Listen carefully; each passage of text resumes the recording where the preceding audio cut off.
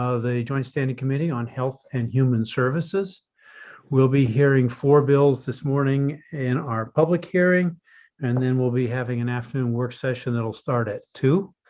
We can talk about how each section will work in a moment, but if you'd like to go back and visit older versions of this committee or watch live, you can go to our YouTube channel, which is found by going to legislature.maine.gov and looking up Health and Human Services and clicking on the YouTube link.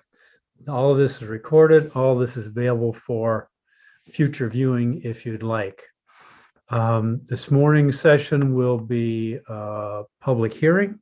So we'll have a number of people present bills and then have an opportunity to ask clarifying questions as we go along. We ask that testimony related to a bill be limited, and we'll describe how that's to work in a slightly different system we're using. Before we get to that, why don't we go around and introduce the folks who are here? And we can start with Representative Lemelin. Good morning. Thank you, Senator. My name is Michael Lemelin. I represent District 88, Chelsea, Jefferson, Whitefield, and Half-Millbrook. Representative Zager, I didn't see you there. Good morning, Mr. Chair. That's because I just arrived. I apologize for being a little late. Good morning, everyone. Sam Zager. I represent District 41 in Portland. Representative Perry, are you available to introduce yourself? Yes. Good morning. I'm Representative Ann Perry. I represent House District 140, which includes the communities of Indian Township, Baileyville, Bering, Calais, Robbinston, Charlotte, Perry, Pembroke, and Pleasant Point. Representative Craven. Thank you, Mr. Chair. Good morning. I'm Margaret Craven, and I represent House District 59, which is part of Lewiston. Representative Connor. Thank you, Mr. Chair. Good morning, everyone. My name is John Connor. I represent House District 58, which is part of Lewiston. And Representative Madigan. Good morning, everyone. I'm Colleen Madigan. I represent House District 110, which is part of Waterville and part of Oakland. Senator Moore. Good morning. I'm Mary Ann Moore, and I represent Senate District 6, which is all of Washington County, as well as Goldsboro, Winter Harbor, and Sullivan in Hancock County as well. Representative Meyer. Thank you, Mr. Chair. Welcome to everyone who's joined us here this morning. I'm Representative Michelle Meyer, serving Southern Maine's House District 2, which is all of Elliott and parts of Kittery and South Berwick. And I'm Ned Claxton. I represent Senate District 20, which consists of Auburn, where I live, Minot, Mechanic Falls, Poland, and New Gloucester. We also have with us this morning our analyst, Ms. Broom. Hi, I'm Anna Broom. I'm one of the analysts for the Health and Human Services Committee, and I work in the Nonpartisan Office of Policy and Legal Analysis. And our clerk is Carrie Withy. Good morning. My name is Carrie Withy. I'm the clerk for the Health and Human Services Committee. If you need any assistance today during the hearings, you can email me at hhs@legislature.maine.gov. So for the public hearing this morning, we'll do something we tried yesterday that seemed to work out pretty well. We'll hear 3 bills grouped together. We'll start with whoever's available of Senator Keim, or if she is, and if not, then we'll go to Senator Millett, and if she's not available, we'll go to Representative Senator Keim. I just saw her join us. Great. So we'll give her a chance to introduce her bill. Any other co-sponsors who would like to speak related to this bill are invited to, co-sponsors. And then we'll go to the next bill and the one after that. And then the third one will be presented by Representative Craven.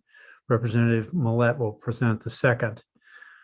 Then when we've been through all 3 of them, we'll allow everybody who would like to testify to do so for 4 minutes. And I'll be clarifying which bills you're speaking to during that testimony. When we're all done with that process, then we'll go on to the last bill, which is 1490, which also will be presented by Representative Millett. So thank you all for being here, and welcome, Senator Keim. Why don't you go ahead and introduce LD 962? I'm sorry, 1360. Thank you. Good morning. I feel like I've been in front of your committee so often lately. Nice to see you all again.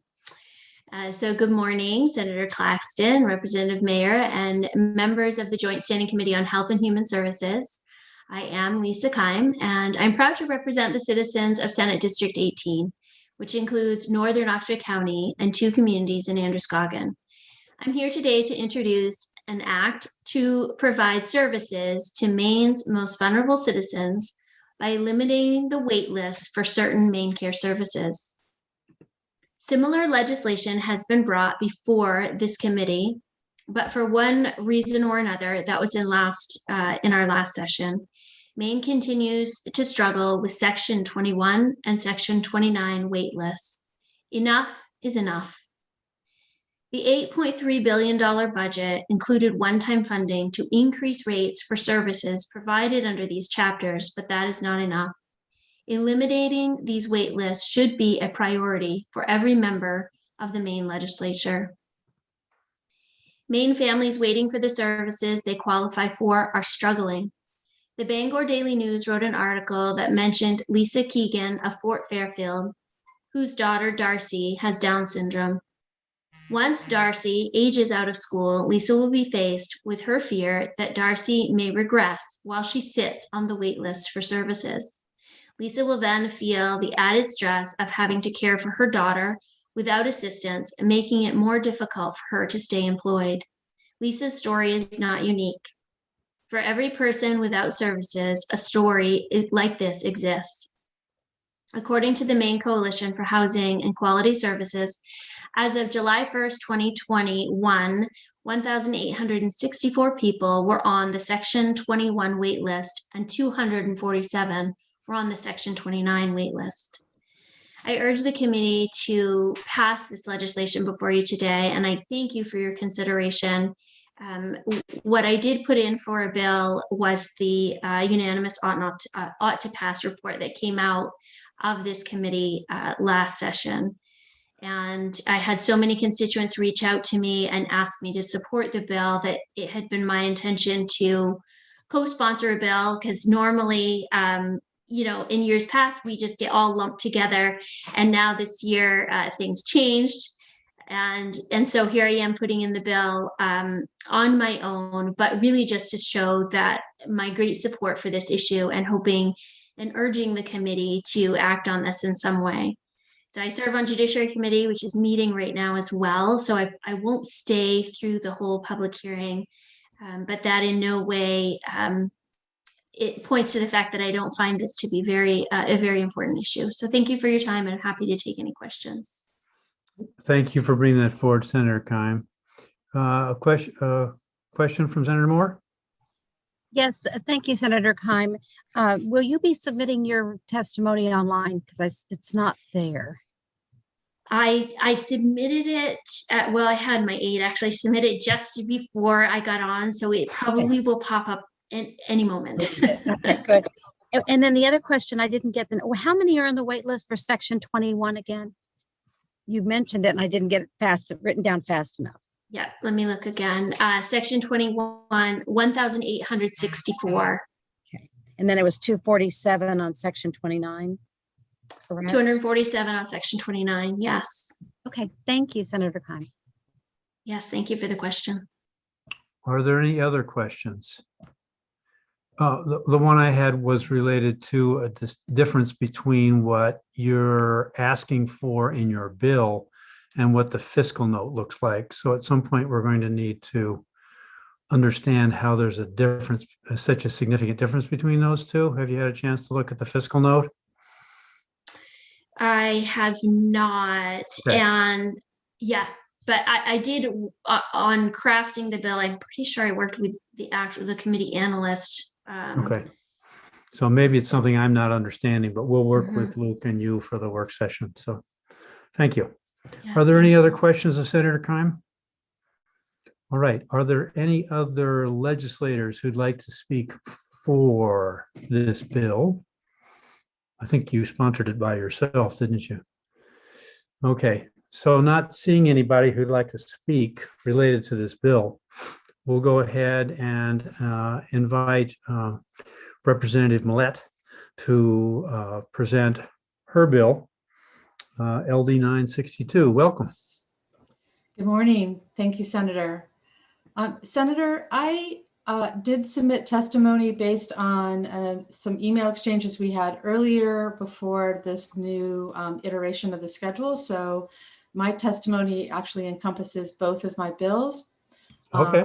I have Education Committee this afternoon as well, but I will try to hop back on just to introduce that second bill of mine. But if it's okay with you, I would like to just proceed to provide the testimony as written. And they're obviously closely related, so thank you. Yeah. Yes, thank you. Okay, thank you.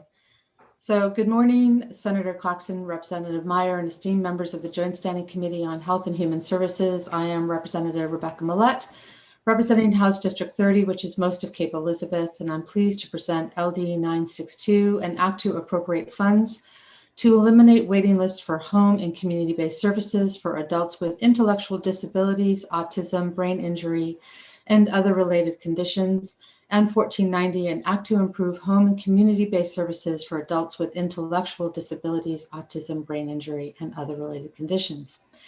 These bills seek to invest in and amend the system of care for adults with intellectual disabilities, autism, brain injury, and other related conditions, to reduce and eliminate main care waiver waiting lists for home and community-based services. I have served on the Committee for Education and Cultural Affairs going on 9 years. We spend a lot of time trying to make sure all of Maine's children have equal opportunities to reach their full potential, including children who qualify for special education services. Across the state, dedicated educators are working hard to make sure their students are ready to transition out of school into their adult lives. Some students require more assistance than others, and this holds true into their adult lives. Unfortunately, the transition often is derailed by long delays in qualifying for adult services, and precious progress is lost, and often regression results, erasing the decades of growth through public education. I understand the Department for Health and Human Services and the Department of Education have been discussing a possible lifespan waiver, which sounds like a promising idea, and that DHHS is working on other possible reforms.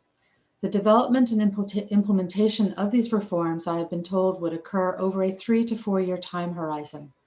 I do appreciate that the work to strengthen the system is happening, but Maine families can't wait that long for their adult children to come off the wait list. As a state, we must commit to policies and to providing necessary resources that support persons with intellectual disabilities, autism, and brain injuries in leading independent lives, and as such, not imposing wait lists or delaying services to accomplish that goal. There obviously are constraints as to how quickly the department staff and providers can work through the wait lists, which should lessen the fiscal note at least for the first year.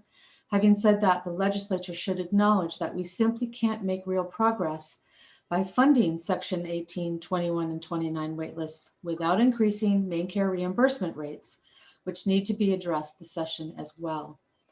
Last year, I had the great fortune of sitting on a panel with Marco Orlando and Tucker Conley. They are great self-advocates, and I hope you take to heart what they will share with you, along with Speak Up For Us and family advocates. Maine families seeking care for their loved ones through these waiver services are in crisis, and they have been in crisis for too long. It's time we stop nibbling around the edges of the wait lists and make real progress. I would add that the majority report out of the committee last year, I think maybe had an oversight of the brain injury wait lists. And I would hope that in whatever work the committee does, that they keep that wait list in mind as well. So I thank you for your consideration, and I'm happy to answer any questions.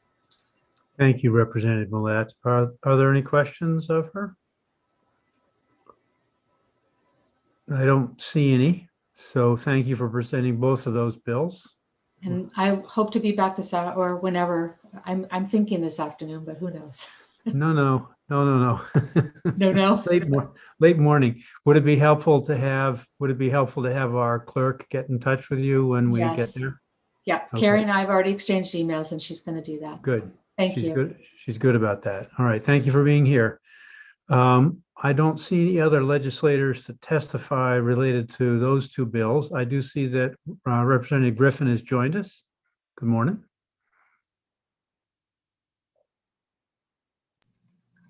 Good morning. I apologize for being late. I had a meeting this morning, but good morning, everyone. My name is Abigail Griffin. I serve House District 102, which is Glenburn, Levant, and Cadescade. And I usually explain before the committee meetings that all of us are pulled in multiple different directions at any one time. So we'll go with who's here and keep working. So I guess we're through three of the bills, and now it's Representative Craven's opportunity to present LD 499. Thank you, Mr. Chair. Good morning, Senator Claxton, Representative Meyer, and esteemed colleagues of the Health and Human Services Committee. My name is Margaret Craven, and I represent House District 59, which is part of Lewiston. Excuse me. This bill provides funding to eliminate the waiting list for home-based care. Home-based care is a state-funded program that provides home-based assistance with activities of daily living. Eligibility is based on medical needs through the Maximus assessment and a liquid asset test. There's a single person is allowed to have $50,000 in assets, and a couple is allowed to have $75,000. A copay assessment is conducted and is implemented with a plan of care. On average, somewhere between $70 and $80 a month, but can be higher. You must be 18 years or older to enroll in this predominantly older people's and people with disabilities program. The type of covered services are similar to main care: personal care, adult day services, care coordination, home health, PT, OT, nursing, and so forth, emergency response system, and respite care. Because this is a state-funded program, there is simply an allocation made to the program. Once the number of people on the program and based on their plan of care looks like it will max out and will max out the amount of funding available. A wait list is put in place. The wait list started for the program last spring and has been growing steadily ever since. Currently, there are 900 people who've been assessed as eligible for the program, but who are waiting for services. Without the funding in LD 499, none of them will come off the wait list. These are people with high needs, and sometimes nursing homes are the only alternative if they cannot get care, if they can't get care at home. I asked this committee to support LD 499 and eliminate the barrier to care that hundreds of Mainers are waiting for. Thank you. Thank you, Representative Craven. Are there any questions of her about LD 499? I'm not seeing any. I don't see any other legislators who'd like to testify related to that. I do see that we've been joined by Representative Stover. Would you care to introduce yourself? Yes, thank you, Senator. My name is Holly Stover. I represent House District 89, including the towns of Boothbay Harbor, Southport, Edgecombe, West Port Island, and part of South Bristol.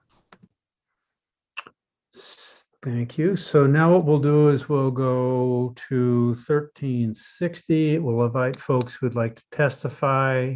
We'll clarify if they're testifying, how they're testifying with respect to, I guess, the four bills this morning, and we'll go from there. So first, I see that we've been joined by Alan Cobo Lewis. Welcome, sir.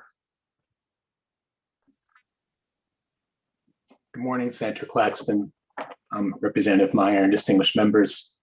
So my plan was to testify on just the three bills, and because you're going to have a separate hearing on the fourth one, or is that not That's right? fine. You can Okay. testify on the first three and we'll invite you back for the fourth if you behave. Okay. Thank you for clarifying. My name's Alan Kobo-Lewis. I live in Orono. I've got two 20-year-old sons, one of whom has a significant disability and is currently in transition to adult services. For all three of the waitlist bills, all three of the appropriations bills. A lot of the testimony you heard yesterday about workforce applies to the waitlist bills as well. So I'm not going to go over that. I'll simply get into the waitlist issue specifically. Section 29 is the supports waiver. It has a capped per person annual expenditure and a first come, first serve waitlist. Because of that, for people who have not an extreme level of need, it suits them fine. For people who really need the comprehensive waiver, section 21, section 29 is the last ditch. So they don't have nothing while they're waiting for section 21. That's why Maine eliminated the 29 waitlist in mid-2015 as one of two crucial elements in settling the class action Aldrich lawsuit, as you can see in the first graph of my testimony. But 3.5 years later, the 29 waitlist was back. It climbed by a person a day until decelerating and topping off at 391 people, near the level that had triggered the lawsuit 3.5 years earlier. You appropriated money in last year's supplemental to partially address the 29 waitlist, but not to eliminate it. As of Feb 10, it stood at 234 people. And I think what I heard from the discussion with Senator Kime is that its current value is very close to that level. The LD 221, the second biennial budget would partially address 29, but not eliminate it. The 29 waitlist needs to be eliminated. That needs to be the starting point for any discussion at all. It's unconscionable for us to have a 29 waitlist at all. Section 21 is the comprehensive waiver. It has a prioritized waitlist. So thanks to the other element of the lawsuit that was settled, there is no longer a waitlist for people in priority 1 of the section 21 waitlist, people who the department has determined will be in adult protective status without waiver services. I can't believe we ever had a priority 1 waitlist. We don't now, but we still have a priority 2 waitlist of people at risk of adult protective status without waiver services. That's about a third of the waitlist, which the 20 waitlist was about 1,876 people, 1,874 people. The numbers in page 3 of my testimony. That's an all-time high. It's going to keep on growing because there's nothing in the biennial budget to address the 21 waitlist. For people who need like a group home level of care, 29 can't pay for it because of the expenditure cap. They need 21. There's a number of other services listed on page 2 of my testimony that exist in 21 but not 29, including, oddly enough, one that you passed the bill to also put into 29, but the department hasn't acted. So the 20 waitlist also needs to be addressed, especially priority 2. Brain injury, section 18, other related conditions, section 20, like spina bifida, et cetera. They have wait lists as well. There's smaller waivers with smaller wait lists, but the brain injury wait list is up to 98 people, which is also an all-time high. They were left out of the committee report last year, but I would urge you not to forget them. There'll be small fiscal notes to address them. The economy does not explain the growth in the wait list. If you look on the second graph on page 3 of my testimony, you'll see unemployment going up and down, but you'll see wait lists going up, except for a few times if the legislature took action. It doesn't matter whether there's a budget crisis or not. The wait list seems to grow and grow. 30 seconds, Alan. Thank you very much. And I would just note that, as I did yesterday, that the federal ARP bill has money for home and community-based services. I would urge you to leverage that money to apply to workforce and waitlist issues immediately while the money is still available. That's the 10% bump to the federal Medicaid contribution. And I'm done. Thank you very much. If you have any questions. Thank you for your testimony. I don't see any questions from the committee, so we'll hear you a bit later about the last bill, 1490. Thank you, Mr. Chairman. Sure. And are there other folks who want to testify in support of LD 1360? or 499 or 962. So we'll continue with the support conversation and invite Jess Maurer to join us. There you are. Welcome. Sorry. Here I am. Senator Claxton, Representative Meyer, and members of the Joint Standing Committee on Health and Human Services. My name is Jess Maurer, and I am the Executive Director of the Maine Council on Aging. We are testifying in favor of LD 499. I think we can all agree, and certainly, and as we hear testimony today, that if people are being harmed by collective forces outside of their individual control, we have to act to address the harm. I'm here today to ask you to right the harm being done to many older and disabled Mainers who are not getting the care that they are eligible to receive, putting their health and long-term health of our economy at risk. Home-based care is a state-funded program that provides home care services to medically eligible older and disabled people who lack sufficient personal and/or financial resources to pay for in-home services and who do not otherwise qualify for Maine Care services.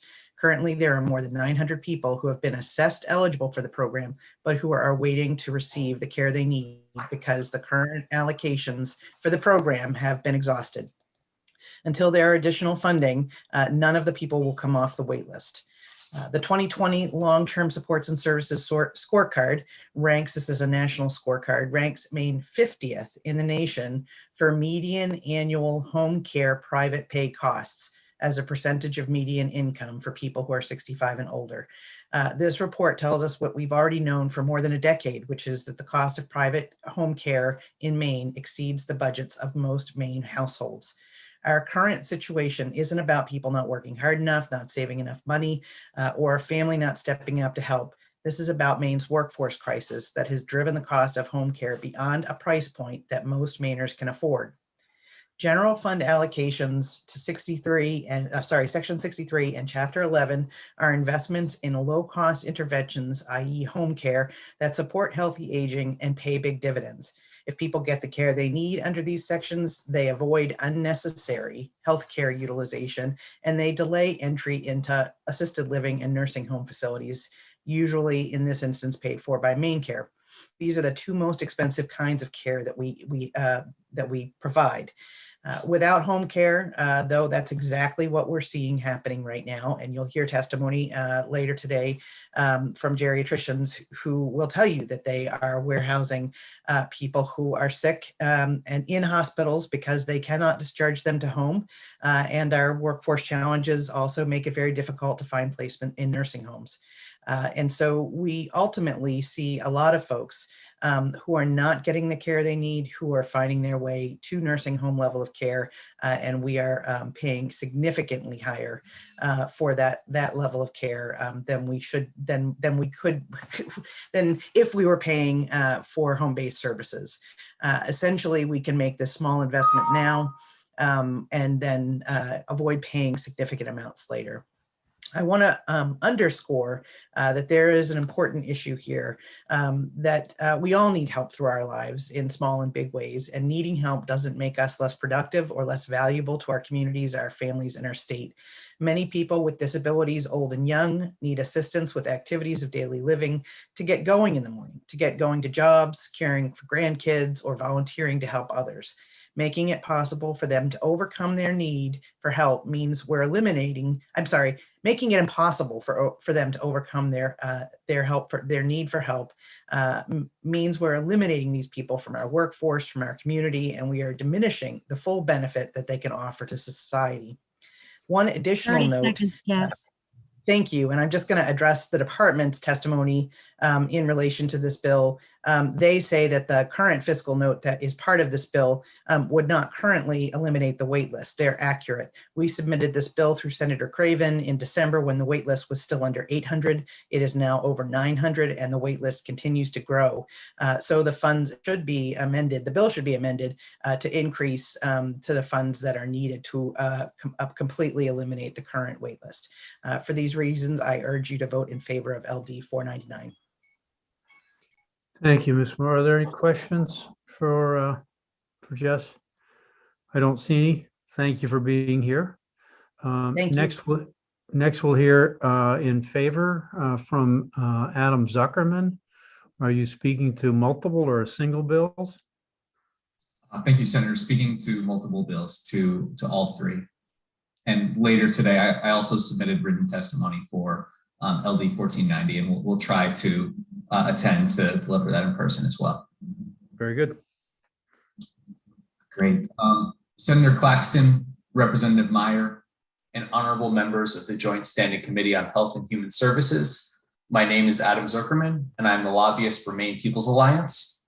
Our 32,000 members stretch from Kittery to Fort Kent, and we are committed to creating a state where everybody has what they need, everyone contributes what they can, and no one is left behind. That guiding vision of leaving no one behind is why I'm proud today to testify in favor of LDs 962, 499, and 1360. Representative Rebecca Millet's LD 962 would eliminate the waiting list for home and community-based services for adults with intellectual disabilities, autism, brain injury, and other related conditions. As the survivor of a traumatic brain injury, I can speak personally to the need for this legislation. 3 days before I turned 21, I went to a music festival to celebrate my upcoming birthday. I was enjoying the music when, out of nowhere, a crowd surfer came flying through the air and crashed into my head. At first, I didn't realize how serious my injury was. The next day, I tried to run to catch a train and nearly collapsed. I had headaches, dizziness, fatigue that dragged on for months. I had to take off a semester from college to do occupational therapy, visual therapy, and neurorehabilitation. Before my injury, I never wore glasses. To this day, nearly 13 years later, I still wear these special glasses with prisms to correct for the damage the injury did to my visual processing. It's hard to explain the psychic toll that a traumatic brain injury can take. No one can see it, but it pervades every area of your life. Thankfully, my parents were able to help me get the care that I needed. Aside from needing to wear these glasses, I made a full recovery. However, not everyone is so fortunate. If my injury had been more severe and I needed more long-term care, I would have been out of luck. In recent years, we've learned about neuroplasticity and the brain's incredible capacity to heal. However, one thing we've learned is that the longer we wait, the worse our chances to fully recover. That means that as countless Mainers are waiting for crucial care, their chance of recovery is ever shrinking.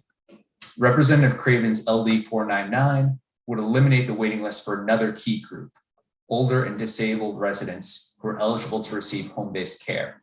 We have the oldest median population in the nation and the highest proportion of residents over 65.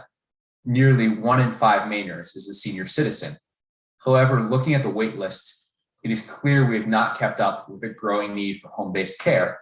This bill would address the unacceptable wait that older and disabled Mainers face to get care that allows them the dignity of staying in their homes.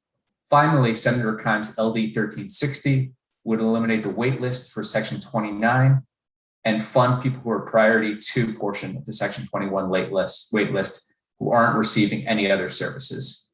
That is why this committee unanimously voted to do last year before the legislature adjourned due to COVID. I would urge you to pass it unanimously once again. Collectively, these bills would help to mend our frayed social safety net that too often allows older and disabled Mainers to fall through the cracks. Together, we can help to create a Maine where no one is left behind. Thank you. Thank you, Mr. Zucker. Are there other questions for this testimony? I don't see any. Thank you for taking the time to be here. Next, we'll go to Annette Baye. Hello, my name is Annette Baye. I'm the medical director for Maine Dartmouth Geriatric Medicine and the fellowship director for the Maine Dartmouth Family Medicine Residency Geriatric Fellowship. And I am speaking on behalf and providing testimony for LD 499 today. Thank you for the opportunity to advocate for LD 499 on behalf of my patients, caregivers, and interprofessional team. As the program director of a comprehensive geriatric program that serves older adults across the continuum of care, and the medical director for a geriatric primary care and specialty consultative practice located in Augusta, I am deeply concerned about the direct caregiver workforce shortage. Ms. BA, your audio is breaking up. Can you turn off your video on the chance that that will help? It Dr. BA, we're not hearing you. Can you turn off your video? in direct patient care. Can you hear me now? That's fine, yes. Okay. In geriatric medicine, we spend each day speaking to our patients about what matters most to them. For many of our patients, they prioritize staying as independent as possible for as long as possible. Having available intermittent care at home is an essential part of assuring this can happen safely. This may be someone to help with a midday medication, check that a nutritious meal is eaten, or assure safe transitions into and out of the shower. These things may seem small, but every day, geriatricians see older adults losing weight from missed meals, experiencing the effects of missed medications, and falling at home without help around. The current shortage of direct caregiver resources is deleteriously impacting person-centered care and utilization outcomes, such as emergency department visits, prolonged hospitalizations, and transitions to long-term care settings. Specifically, we have dozens of patients on the wait list for Section 63 home-based care, and their caregivers often have no help or respite, and at times bring their loved ones to the emergency department because they can no longer provide 24-hour, 7-day-a-week care. We see caregivers struggling with depression, anxiety, and physical symptoms due to significant stress. Also, we have multiple patients who have gone to assisted living or nursing homes as there was not adequate home care available. And residential and emergency care are far more expensive for our out-of-state than providing intermittent home-based services. Expanding funding strategies and innovative pathways to provide caregiving services in the face of the current direct caregiver workforce shortage crisis, as would occur with LD 499, are essential to providing older adults in Maine with the care they deserve to age in place and address the direct and indirect caregiver burden impacts on many families and workplaces. So thank you again for the opportunity to advocate and speak on behalf of LD 499. Thank you for finding some time to testify and sharing that input. Are there any questions? I don't see any. Thank you again. And now we'll go to Desti Holman-Sprague. Good morning, Senator Claxton, Representative Meyer, and members of the committee. I'm happy to be here today. I'm Desti Holman-Sprague on behalf of the Maine Women's Lobby, which, as you know, advocates for public policy that increases the health, wellness, safety, and economic security of Maine women and girls. We're here today in support of LD 499, although I think our comments can be taken more generally, and so please feel free to apply my sentiments if it makes sense for you.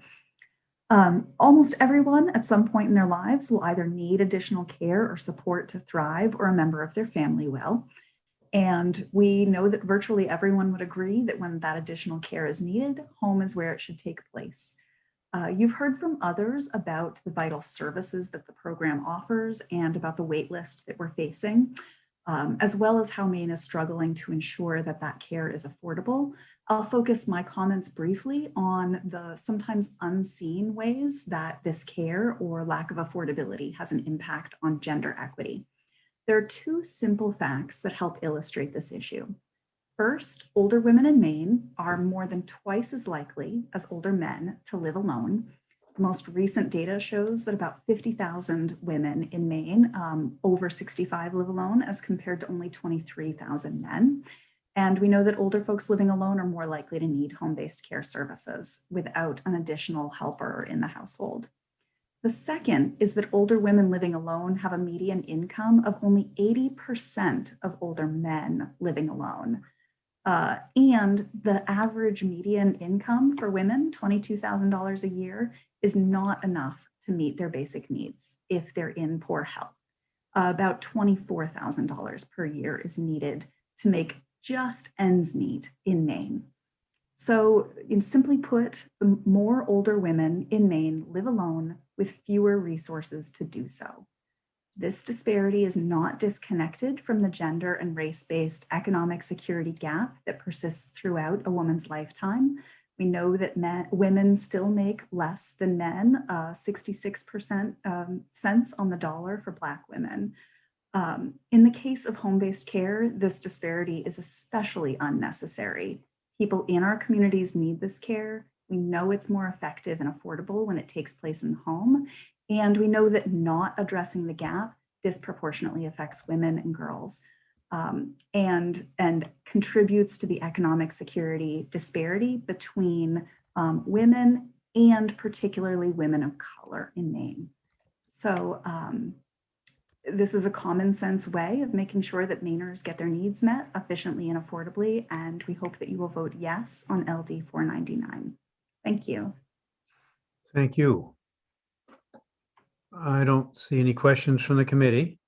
So that would let us go to Esther Bracy.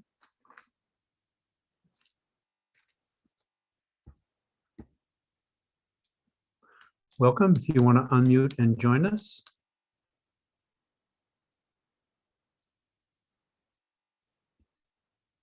I forgot to mention that we'll regularly have some communications challenges, technology challenges during the course of a hearing. Welcome, Ms. Bracy. I see you're unmuted. Yes, I'm sorry, I can't find my letter that I've got written here. Do you want us to come back to you? Hold on. Yeah, could you give me a few minutes, please? Sure. We'll just go to the next testimony and come back and see if you're ready. That will be Jessica Russell. Press on late. Welcome. Hi, my name is Jessica Russell. I'm a resident of Portland. I'm here speaking in support of LD 499. As a current consumer of this very in-home care program, I'm writing or speaking to support eliminating the wait list that is holding so many others back from the independence that I benefit from daily. I was lucky enough to become eligible for home-based care just prior to implementation of the wait list, and I feel fortunate for that every single day. Without this program, I would be in a horrible place financially. Without this program, I may have had to sell my completely wheelchair accessible home and settle for whatever I could find at the time. And without this program, I would be putting stress on every single relationship in my life by relying on those closest to me for informal care and support. But at the same time, my needs would never truly be fully met. I was injured in a car accident at the age of 18, which left me paralyzed from the chest down. I rely on a wheelchair for mobility, and in addition, I've lost the majority of my hand function and fine motor skills. After years of therapies, healing, acceptance, and mastering the art of disability, I was finally able to make the life I'd always wanted for myself.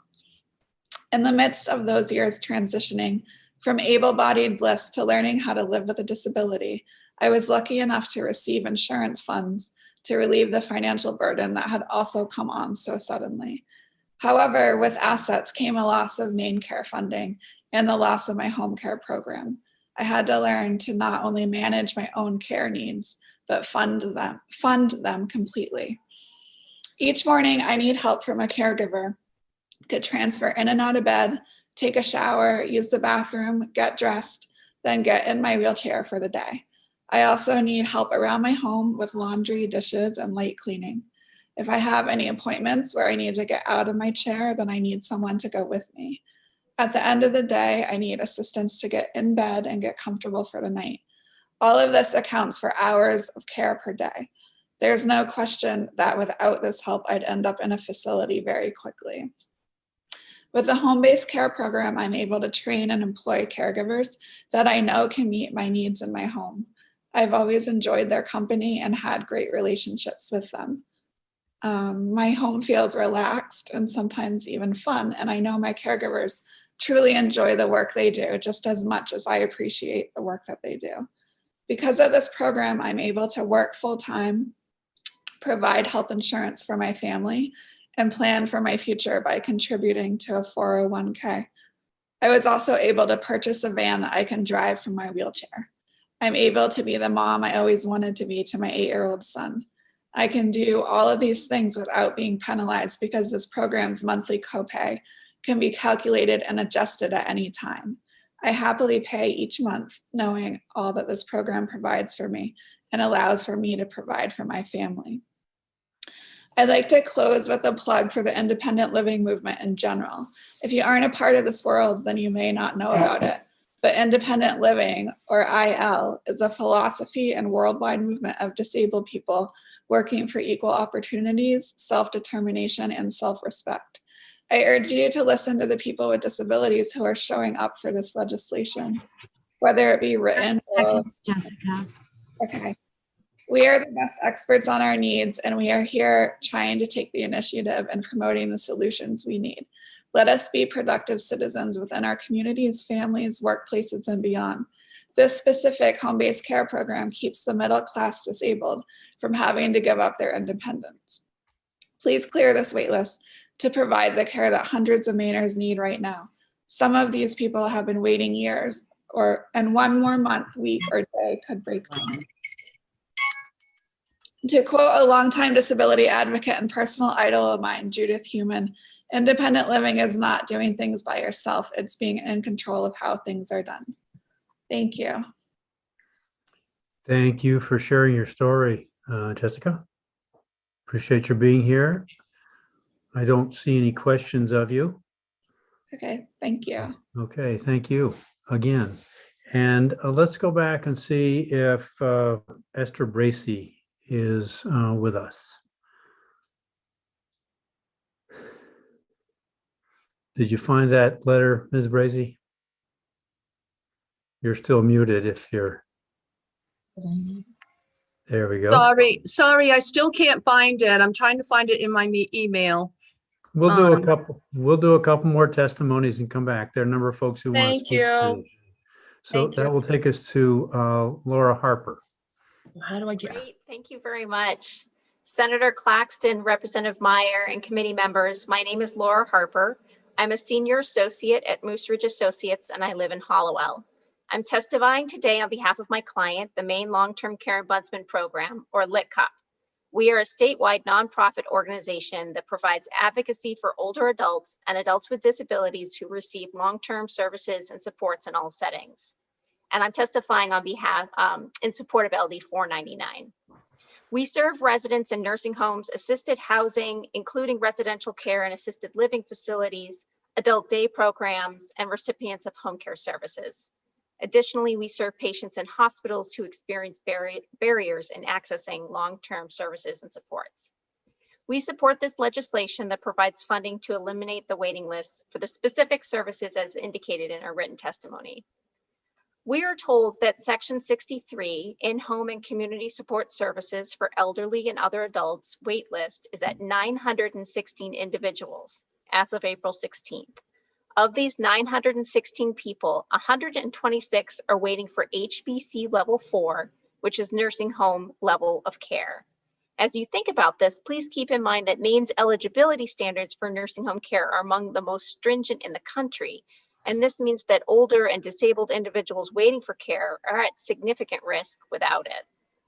Here are some of the individuals who are waiting for services under Section 63. The daughter of a woman with dementia asked the Ombudsman Program for help. This woman has a devoted family. However, they are unable to meet all her needs for care. This family was discouraged to be told that it would be approximately a year before home-based care funds would be available. As a result, they are asking for our help in finding a residential care facility. A 65-year-old man was doing well at home with home care under Sections 96 PDN 3. His wife died, And as a result, his income was increased, so he is no longer eligible for community main care. In fact, he was just $50 over income eligibility. He was discharged from his home care services. He is on the home-based care waitlist. He is declining without these services and is likely facing hospitalization.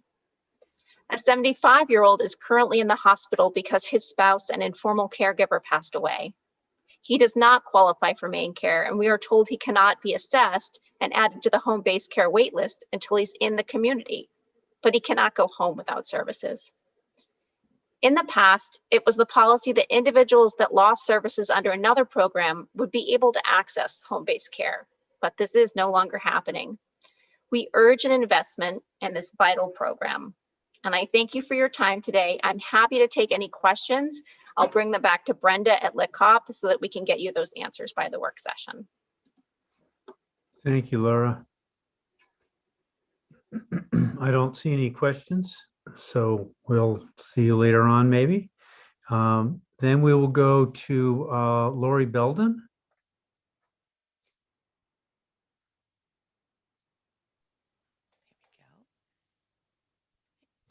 Good morning. Good morning, Senator Claxton, Representative Meyer, and members of the Joint Standing Committee on Health and Human Services. My name is Lori Belden, and I'm a resident of Durham, and I serve as the Executive Director of the Home Care and Hospice Alliance of Maine. We're a statewide membership organization whose members are home care, home health care, and hospice providers across the state.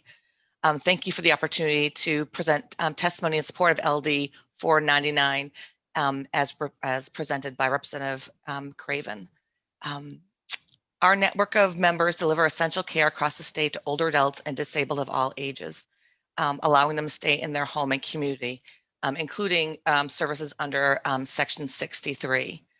Section 63, more commonly known as home-based care, serves individuals with a range of activities of daily living needs, including but not limited to somewhat intimate care, including bathing, dressing, ambulating, feeding, and toileting. Home-based care enables individuals to continue living independently in the community rather than needing to go into a nursing home or other institutional care. Older Mainers and those with disabilities who apply for home-based community services under Section 63 often wait a long period of time for services to become available due to the program funding shortfalls. Demand on this essential basic care has simply outpaced funding. And I'd like to interject, this is not unique to Maine. It seems like a national problem, but specifically in Maine, the wait list is surprisingly high.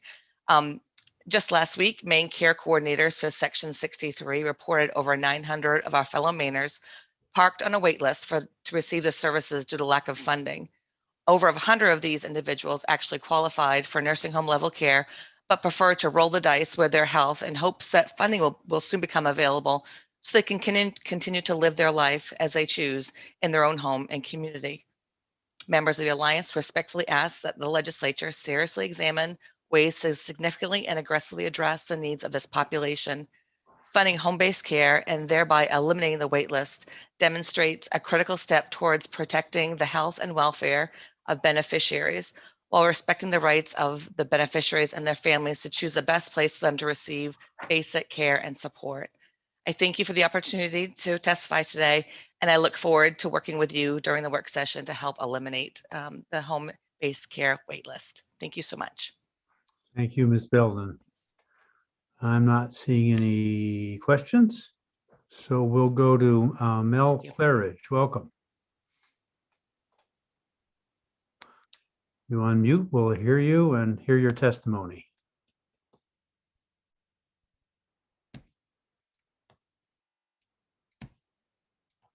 Mr. Claridge, we're not hearing you. There we go.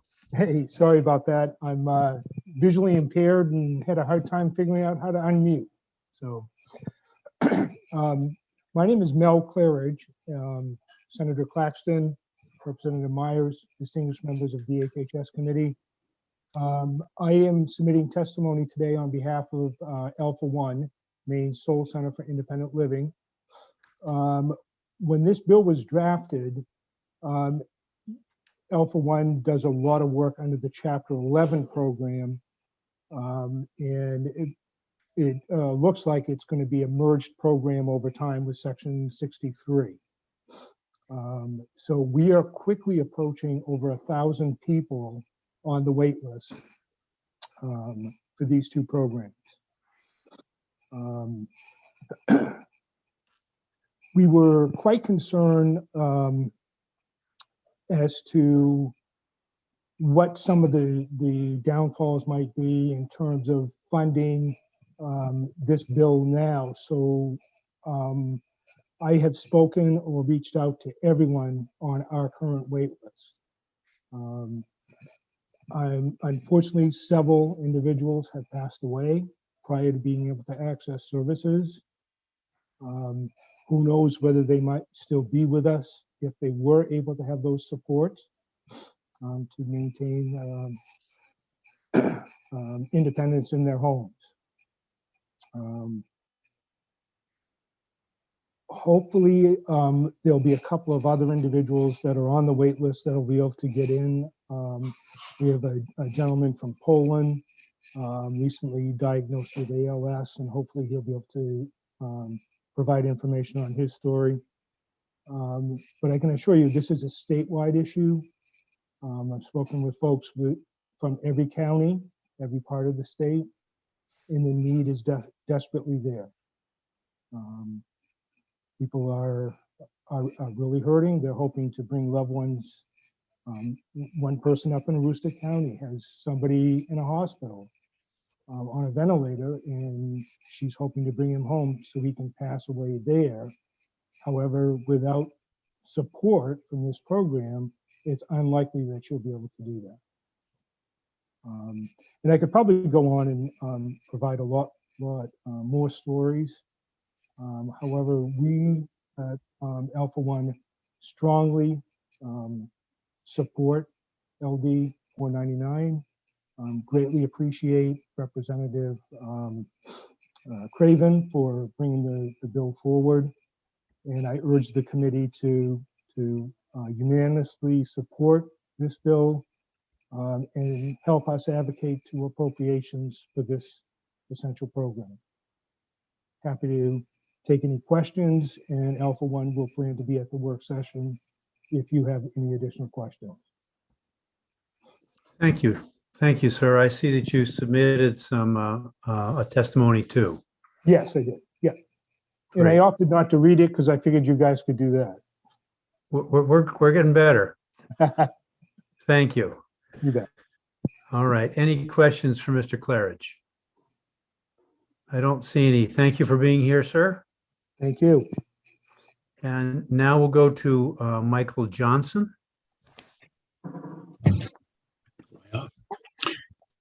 Good morning, Senator Claxton and Representative Meyer, along with the distinguished members of the Health and Human Services Committee. My name is Mike Johnson, although I am better known to the Office of Aging and Disability Services as number 40 on the waiting list, which this committee is considering today. As number 40 for more than a year, I'm here to testify in favor of LD 499. Let me first clarify that I have never looked for any kind of state or federal assistance in the past, nor am I particularly comfortable asking for help today. However, at almost 75 years old, it is becoming harder and harder for me to juggle taking care of my wife while working a full-time job and managing a part-time small business. I first applied to the Office of Aging Services to take care of my wife in 2020 and was approved for care. Because of the shortage of qualified staff, we became part of the waiting list. I am willing to fulfill the role of full-time caregiver of my wife, which I essentially am doing right now. But because of the waiting list, I cannot be approved as her authorized agent, even though I am willing to pursue whatever training or certifications I must in order to offer my wife the best care services. There are multiple reasons I want to be my wife's caretaker. First, she is most comfortable with me or other family members taking care of her. I also swore a vow of love and marriage 52 years ago, for better or worse. Right now, it's kind of worse. Aside from that, we are also financially unable to pay for a private caregiver. Both of us have been multiple job holders of our entire lives, dedicated to raising our 4 children, all of whom went on to earn advanced degrees in the University of Maine system. We just finished paying for most of that a couple of years ago. Two of them would actually become legislative aides here in the Maine legislature for several years. My wife, prior to her stroke in 2018, worked as a special education teacher for nearly 40 years, both in the public schools and teaching adult education. After her stroke, her health deteriorated to the point where she could not continue to work. Now, because she worked as a teacher here in Maine, she has no Social Security to assist her financially, only what she earned as a Maine teacher's retirement. I might add also on the Maine teacher's retirement, because she was working beyond normal retirement age, she was not able to get a disability retirement, which cost a few $100 a month. Financially, my wife and I were not and are still not prepared for retirement at the time she became unable to work. As I noted previously, I still work full-time and manage and operate a part-time lawn care business.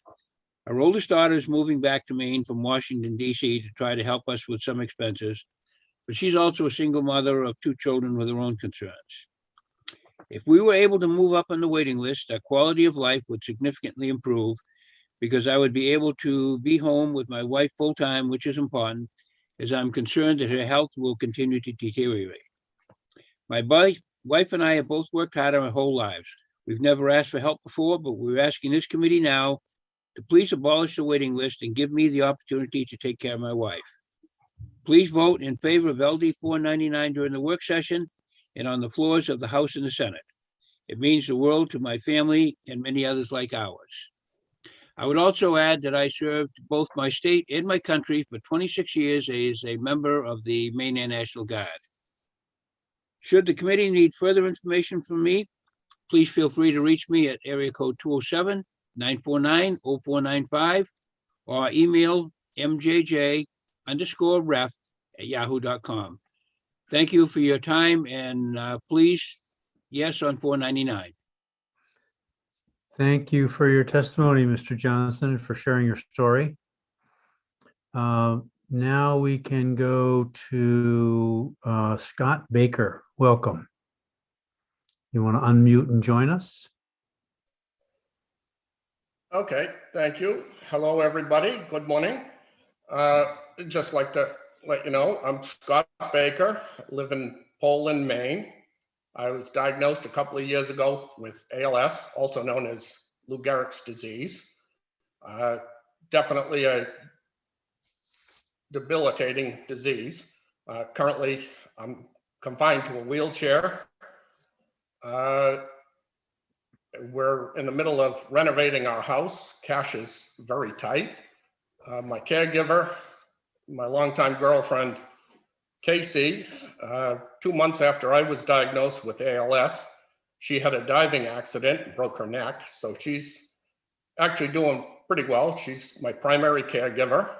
And we're struggling here, trying to stay in my house. And as I decline, her instability is a concern with me falling, trying to transport me from bed to wheelchair. Taking showers is getting a little unsteady. We really, at this point, need some in-home care just to help me get up, get dressed in the morning, transfer me into my wheelchair. With everything going on, it's just getting to be a real tough situation over here.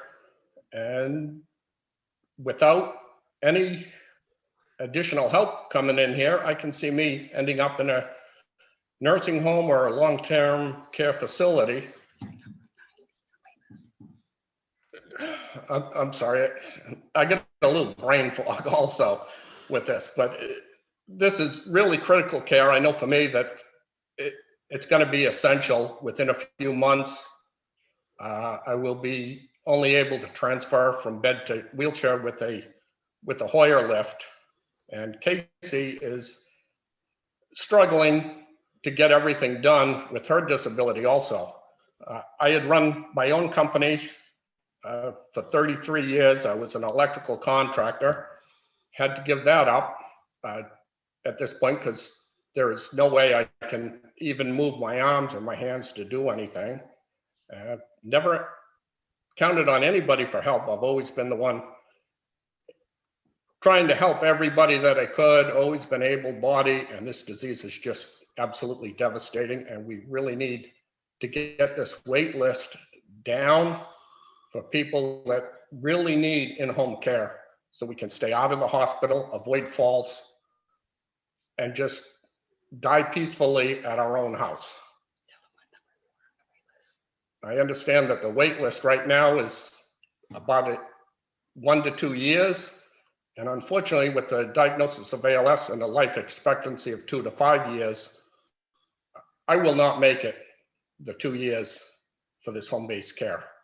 So my point of view, it's extremely critical that this get passed and that wait list be eliminated so we can get the care that we need to live our last few years. Thank you very much. Thank you, Mr. Baker, for being willing to share your story. Having a face on a wait list is a good thing, and we appreciate your time. Thank you. Thank you very much. Good luck. Next, we'll hear from Tracy Smith.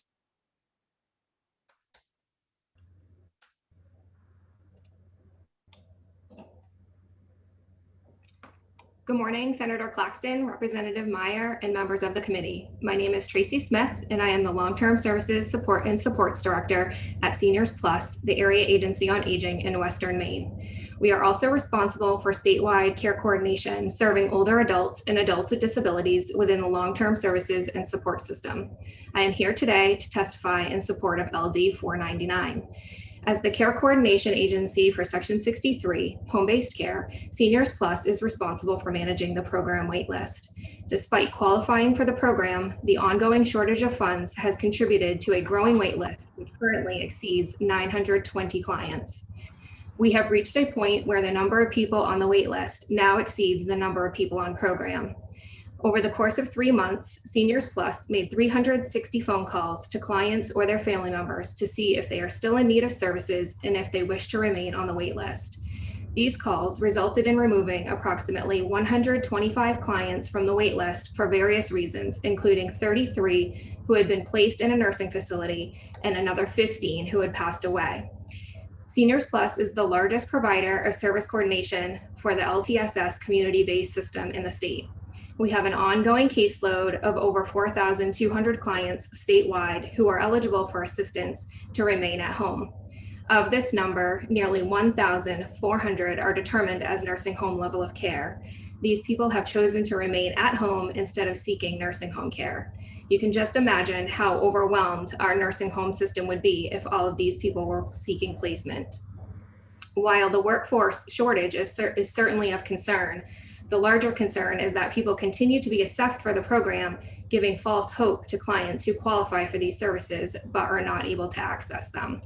Thank you for listening, and we appreciate your consideration. I'm happy to answer any questions. Thank you, Tracy, for being here and offering that testimony and those numbers. Sobering. Next, we'll go to Betsy Mahoney. When you unmute, we'd be glad to hear your testimony. Good morning, members of the committee, Senator Claxton, Representative Meyer, members of the Health and Human Services Committee. My name is Betsy Mahoney, and I'm the Community Outreach Liaison for the Autism Society of Maine. I'm also the parent of an adult son with autism and intellectual disabilities who receives supportive housing and other services under Maine Care Section 21. Autism Society supports LD 962. I won't go over all of the details in my testimony. A lot of what I'm going to say, I would like to echo Dr. Alan Coble-Lewis in terms of the problem of the wait lists. I did include in my testimony a table that I copied and pasted from the Office of Aging and Disability Services website. I would point out, and this is actually a different bill, but this is the latest information I could find on their website, and it's dated July of 2020. And as of that date, there were 2,105 people on the various waiting lists, including 1,790 on Section 21 and 391 in section 29. I don't know what those numbers are today because that's the latest information I can find publicly. I would just point out a couple of things is that this committee has been very supportive of our community's efforts to eliminate the waiting lists. And as a matter of fact, last session, there was a bill 1984, an act to eliminate waiting lists for home and community-based services that this committee passed an amendment to. And just to remind you, I realize that not all of you were on the committee last time, but I just wanted to point out that that amendment increased the section 29 cap by to $70,000 from previously a $58,000, and that's what we would like to see this time. It also appropriated $3 million from the general fund to fund people in priority 2 of the section 21 waitlist. And as Dr. Koba-Lewis explained to you, that section, that priority 2 of the 21 is the people who are in danger of getting into adult protective services. So in other words, they're a very at-risk, needy population. And then the third thing that amendment from 2 years ago did was eliminate the section 29 waitlist, which again, we're asking you to do. So I don't want to reinvent the wheel here. I'm just saying that this committee has dealt with this issue before. It seemed that you understood and appreciated the severity of the problem here. And I would suggest that you consider doing something similar this time around because, you know, there shouldn't be these waiting lists. And frankly, there should be more transparency, which I realize is the subject of a different bill, LD 1490. Thank you. Thank you, Ms. Mahoney, for your testimony. Are there any questions of her? I'm not seeing any. So then we can go to, let's see how Ms. Bracy is doing. Esther Bracy, are you, did you find your testimony?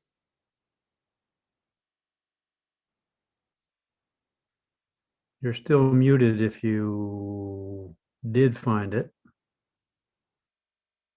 We can still come back to you if that works better. Nope, muted again. All set.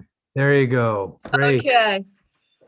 Greetings, Senator Claxton, Representative Meyer, and members of the Joint Standing Committee in Health and Human Services. My name is Esther Bracy, and I'm a personal support specialist with Community Home Health Care in Farmington. I am writing in support of LD 4499, an act to eliminate wait lists for older and disabled residents who are eligible to receive home-based care, because I know firsthand about the need for these services and the hardships facing people who cannot get the services they need. Let me tell you the story of one of my clients. I've changed her name to protect her confidentiality. Mary has been on the waiting list for in-home health care since September of 2020. She needs assistance with showers, shampoo, and rub down of body lotion. I help with putting her socks and shoes on for going out. She is very limited now to what she can do. There was cleaning, laundry, meal preparations, and dishes, and making the bed that is hard for her to do. Mary has been a hard worker all her life, but was born with scoliosis and osteoporosis. She's used crutches most of her life and a wheelchair when needed. She has been disabled since 1982. She was married 40 years and now is a widow with 1 grown son and 4 grandchildren. She raised 3 of them. None of them are available to help her now. She has had my help over the years, but now needs at least 8 to 10 hours of my time a week. I work for an agency, Community Home Health Care. They have given her 5 paid hours a week for me to help her out of charity. And even with this, I can do only about half of the time she needs and has been determined eligible for. Without Community Home Health Care's charity, that makes it possible for me to help her some, she would be in really bad shape. She needs assistance with her mail, phone calls, appointments, and transportation. She gave up her car and license 2 years ago because she had lost her strength. We found a hospital bed for her to sleep in from a good friend. She now sleeps more comfortably. We are anxiously waiting for the approval of paid 8 to 10 hours a week, hoping this will happen sooner than later, for there is so much that Mary is unable to do now. Thank you for your time. Esther Bracy, PSS. Thank you for that testimony. I'm glad you found your letter. And you're only the first of many technical challenges we'll experience today, so don't feel bad. Okay. Thank you. Thank you. All right. I don't see anybody else who specifically wants to testify for LD 499. So if that's the case, I think there are some folks who want to testify on the other bills. So we'll go start with Colin Ryan. Welcome. Thank you, Senator Claxton and Representative Meyer and members of the committee. Thank you for the opportunity to speak with you today. I am Colin Ryan. I'm run community housing in Maine. I'm also a parent of a 24-year-old with intellectual disabilities. I'm involved with the Maine Coalition for Housing and Quality Services. About 4,000 people are involved in that, and also chair the Maine Developmental Services Oversight and Advisory Board. And I support both 1360 and 962. And I think 962 is better. One goes to the end of the year. 962 carries us and really clears the wait list in there entirely. And it's obvious to me, and I'm sure to you, that we need to not have waiting lists. It does not help folks. This is really our commitment to support people who are vulnerable and to see that they do well. And the department is working really hard to try to make things right. I will just note that as of the first of this year, there were 2,111 people on the sections 18, 20, 21, and 29 wait lists. And there were 1,864 of those people waiting for section 21. And some of them have been waiting for years. This means that there are more than 2,000 people waiting for services and they're lacking adequate support and care. So this is something that needs to be remedied. I know this committee and the legislature has worked to eliminate waiting lists. They keep returning. It started in about 2007. And I'll just note that society can't afford to fail these people. We know that when we do this right, people do well and they thrive. And when they are able to work and fully contribute to the economy, we all win. And I just note that for parents of sons and daughters, oftentimes they're forced to quit their jobs and careers and play the role of caregivers, something that's not good for them or their adult children, who often revert to increased neediness and see their hard-earned independent skills atrophy. So if we don't do this right, we see our sons and daughter language. I've heard stories of folks whose sons and daughters have launched into crisis and never returned. They required a higher level of care because they didn't get the services that they needed. All we want is to have services be adequate to people's needs so that they can thrive and do their best. I think everybody agrees on that. So there's a whole slew of these bills. They're all good. We need to obviously make sure that we have employees to work and fill these roles, as we talked about yesterday. But I just wanted to thank you for weeding through these bills and trying to figure out a solution to these waiting lists and getting people employed. And I just will note that if we can get people paid 125% of minimum wage, that will cure something that's been going the whole time that I've watched my son turnover. So these two things are hand in hand. Thank you very much. Thank you, Mr. Ryan. I don't see any questions. So now we'll go to Laura Cordes. Thank you.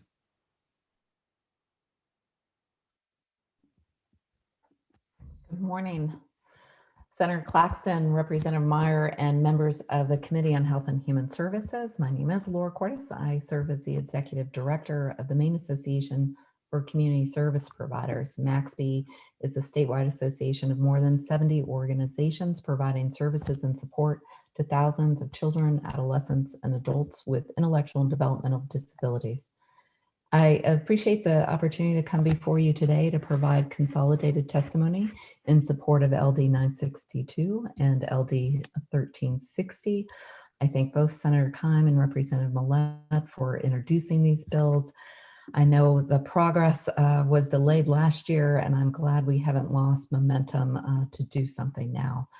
As providers of Maine Care home and community-based services addressed in these two bills, we have simultaneously felt the impact of the lack of funding to sustain high quality services for those we support, while knowing that the same lack of funding is impacting the lives of over 2,000 Mainers and their families who are waiting, just going without services and the support that they need, deserve, and are entitled to.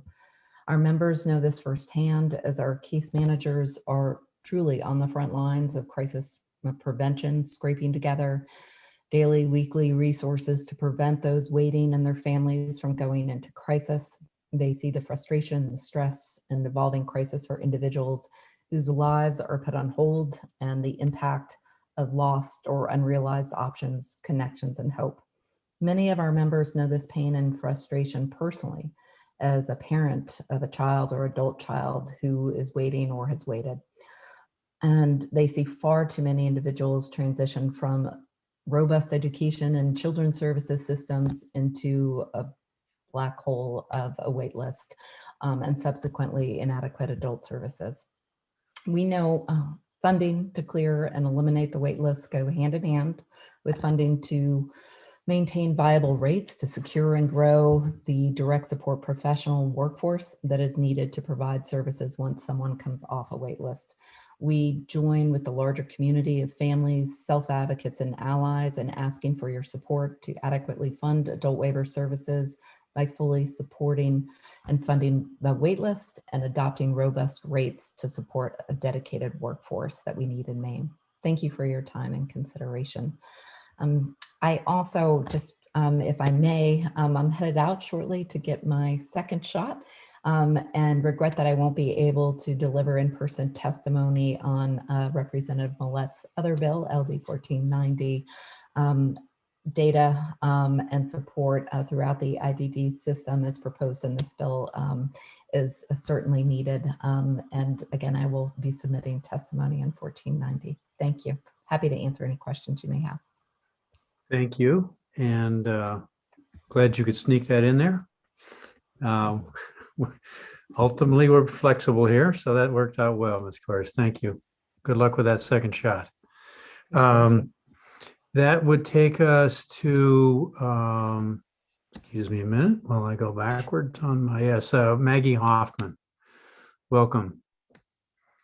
Thank you so much, distinguished chairpersons and honorable members of the Joint Standing Committee on Health and Human Services. I'm Maggie Hoffman, and I'm testifying in favor of LD 962. My son Jake's basic life and social skills and his mental health were devastated by the Section 29 and 21 waitlists. We moved to Maine 2.5 years ago. It took many months of jumping through hoops to be deemed eligible for HCBS services for adults with developmental disabilities, but that was just the first step. Jake arrived in Maine, a man who had been employed for almost 8 years in a micro job 6 hours a week. He had positive relationships with the staff who supported him and his coworkers. Despite his intellectual, behavioral, physical, and mental health challenges, Jake's life had purpose and he was part of his community. After a year on the wait list, he was adrift. Jake stopped interacting with his dogs, dragged on our walks, and neglected his most basic grooming. His depression caused him to stop speaking. He had no reason to get up in the morning.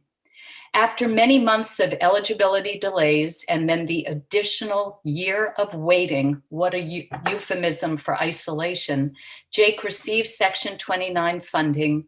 The offer of the waiver was appreciated, but it didn't immediately confer services. We had to search for providers who were willing and able to hire, train, and supervise staff, and that process took 3 more months. Like everyone in Maine, the pandemic shut down staffing options and compounded my son's loneliness. When we and new staff cautiously connected a few months ago, Jake was a different man. He didn't make eye contact. He whispered the few words he uttered. Listless and resistant to encouragement, he confounded the staff who came to work with him as they didn't know how to reach through the wall he had built around himself. HCBS funding is best spent from the moment someone transitions from school or someplace else to adult services. Our state and communities fund our schools to prepare all of their students to be productive and full-fledged members of our neighborhoods. We are poor stewards of the tax dollars spent on education when we put people with disabilities on the shelf and tell them that Maine doesn't value their skills or their humanity. If you eliminate wait lists, young adults will be fueled by their skills, their excitement, and their social capital to live side by side with all of us. If you eliminate wait lists, young adults will be well supported, able to volunteer or go on to further studies or take a job. If you eliminate wait lists, the adults who wish to live outside their families' homes will have the funding to live their lives more independently. If you eliminate wait lists, parents like me can be productive workers themselves instead of dropping out of the labor force to care for their adult children. Our loss of income, savings for retirement, and social isolation have tremendous costs as well. Every Mainer has been deeply affected by the pandemic. Parents have left their jobs to stay home because daycare and schools were closed. Loss in income has led to deep despair and a life lived on the precipice with fear of loss of housing and food insecurity. Children are lonely, depressed, and their skills have regressed. Parents are unmoored and their identities have taken a huge hit. That is what every year looks like for parents of Mainers who are on wait lists for home and community-based services. I urge you to eliminate wait lists. I urge you to pay 125% of the minimum wage. Please value all people in Maine, including those with disabilities and their families. I am so grateful to you for this opportunity to talk about lives like my son's and mine. Thank you. Thank you, Ms. Hoffman, for sharing your story and educating us all a little bit. All right. I don't see anybody else here to testify in support of these three bills. I'm not aware of anybody who wants to testify in opposition to these three bills. We do have Director Saucier here to testify neither for nor against on a couple of them. So welcome, sir. Thank you, Senator Claxton and Representative Meyer, members of the Joint Standing Committee. I am Paul Saucier, Director of the Office of Aging and Disability Services at DHHS, and we are neither for nor against on all three bills, 499, 962, and 1360. Let me start with 499. As others have noted, the department provides home care programs with state general fund dollars for individuals who have similar functional needs for assistance, but do not meet the financial eligibility criteria for Maine Care, and that is the subject of the bill. The state-funded services are offered on a first-come, first-served basis within available funding, and they do currently have wait lists, Section 63 and Chapter 11. In January, we had a combined enrollment in those two programs of 996 people and 886 on the wait lists. As has been noted, based on our analysis, the appropriation in the bill would not eliminate the current wait list, but we've provided our estimate to the legislature and work with you to provide any additional information that you might need. I do want the committee to understand that we do have Maine Care programs that provide home care that do not have wait lists. I understand that doesn't reach people who aren't eligible for Maine Care, but I think it's important to note that we serve people with who are older or have physical disabilities through the Section 19 waiver program, Section 96 private duty nursing, Section 12 consumer directed services, and Section 40 home health. We don't have any wait lists in any of those programs. And in fact, in the last 2 years, Section 19 waiver program grew by 40%. So we do see the demand and are able to meet it there. Turning to 962 and 1360, the department certainly supports the intent of these bills, which is to provide needed supports and services to individuals to live and work as independently as possible in their communities.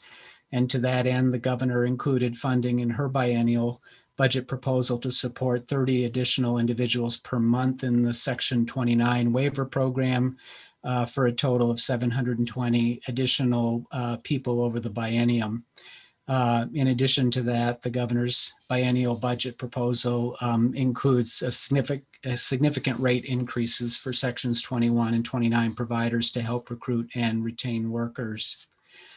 The department is not recommending adding section 21 funding at this time, but will continue to serve the highest priority individuals with reserved capacity in that program. The Section 21 group home capacity was seriously challenged by the pandemic, with several agencies temporarily closing homes or reducing their capacity. Group home residents and staff were vaccinated early in the pandemic, fortunately, and the outbreaks have been nearly eliminated in those settings. With the rate increase proposed by the governor and approved in the recently enacted budget, providers should be able to gradually restore supports to individuals who temporarily returned to their families during the pandemic. This process will likely take a year or more, during which time there will not be additional capacity in the system to add a significant number of new individuals to Section 21. Maine really needs a broader array of choices for individuals and families, and the department has engaged stakeholders in an innovation work group to generate ideas for new support models beyond the ones we have. Individuals will only benefit from the elimination of waiting lists if it is done sustainably and at good levels of quality. As we continue to address the challenges of the pandemic, the department and providers must focus on restoring regular operations in the group home sector and re-welcoming individuals who moved elsewhere temporarily during the pandemic. During this time, we will continue our work with all stakeholders to develop additional choices for individuals and families, and we will serve new individuals through the Section 29 program. I also just want to note one, you've heard the statistics that we provide to stakeholders have been cited today, and everything I heard was correct, but an important piece was omitted, which is that of the 2,111 people combined on our wait lists, there are 1,500 of those who have other coverage. So I just don't want to leave the mistaken impression that these are folks who have no support. Many of them are on Section 29, for example, while they await Section 21. So the list of people who are not, to our knowledge, receiving services is much smaller than the wait list itself would represent. Nonetheless, it is definitely a hardship for families when they are awaiting services, no question about that. There are questions I think that Senator Claxton raised about, fiscal note and the differences of these bills, and we are more than happy to work with you on those questions for the work session. Thank you very much. Thank you, Mr. Saucier. Are there any questions of the director related to these bills? I don't see any. So again, thank you for being here and providing some additional information. So let's take a 10-minute break and come back to finish hearing LD 1490. I think there are 3 or 4 people who'd like to testify on that bill, and there may be more that have signed up recently. So we'll be back at 11:45. Please get up and move around.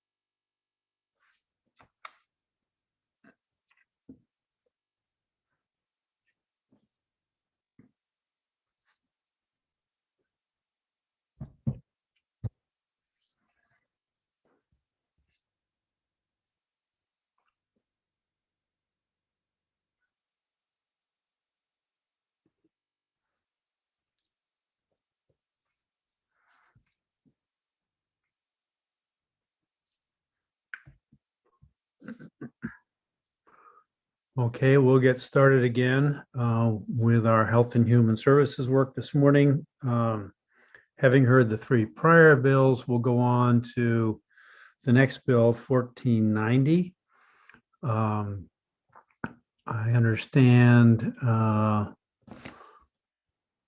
that Representative Millette has, in essence, presented the bill, but we want to make sure she has a chance to speak to it. If she's available, we can work her in. And then I understand there are several people who'd like to testify in support. So let's start, since is Representative Millette here and I'm just not seeing her? No, there she is. Welcome if you're there, Representative Millette. Did you have additional comments to offer about LD 1490 and our somewhat altered protocol? Yes, thank you. I'm just trying to bring up. Okay, so it is still morning. So good morning, everyone, again. I am pleased to be introducing LD 1490, an act to improve home and community-based services for adults with intellectual disabilities, autism, brain injury, and other related conditions. I simply would like to say that as somebody who has entered into this discussion later in her legislative career, it was super challenging to get a clear picture about what's really going on with the wait list issue, especially using publicly available information. I am very grateful to the department and Mr. Sussy in particular for meeting with me and helping me walk through all of the data and the complexities. But the fact is that a lot of people don't have that ease of access. And I think this is an issue where all parts of our communities who are invested in this issue should have as equal access to that information as somebody like myself. And so that's part of what this bill would do. And I would say that, if we as a legislature do our jobs well, it shouldn't be much of a burden to report this information because the number should be 0. So that would, in the end, hopefully it wouldn't be that challenging because we'll be doing our jobs and funding these services for this population. In addition, this bill looks to the process of the biennial plan.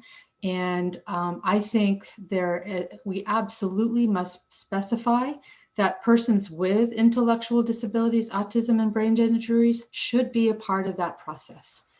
They know better, they and their families know better than any of us the effectiveness, the appropriateness, and any ways for improvement. And I think including them into our statute under this section is critical. And as well, I would say somebody who has spent time as a strategic planner in her career before landing here in the state legislature, any plan worth its weight includes forecasts regarding utilization of services and the resources available. And that's simply what that section of the bill tries to do. And lastly, the last section, section 11, is permissive. But I think it's really important that we emphasize, I just lost my, hold on one second. That we emphasize that we are, through our efforts, trying to promote self-determination and less restrictive environments. So that is what this bill does. And I appreciate you making time for me to address this bill, LD 1490. Thank you, Representative Millette. Are there any questions of the representative about that bill? I don't see any. I understand there are several people who want to testify in support. So let's start with Adam Zuckerman.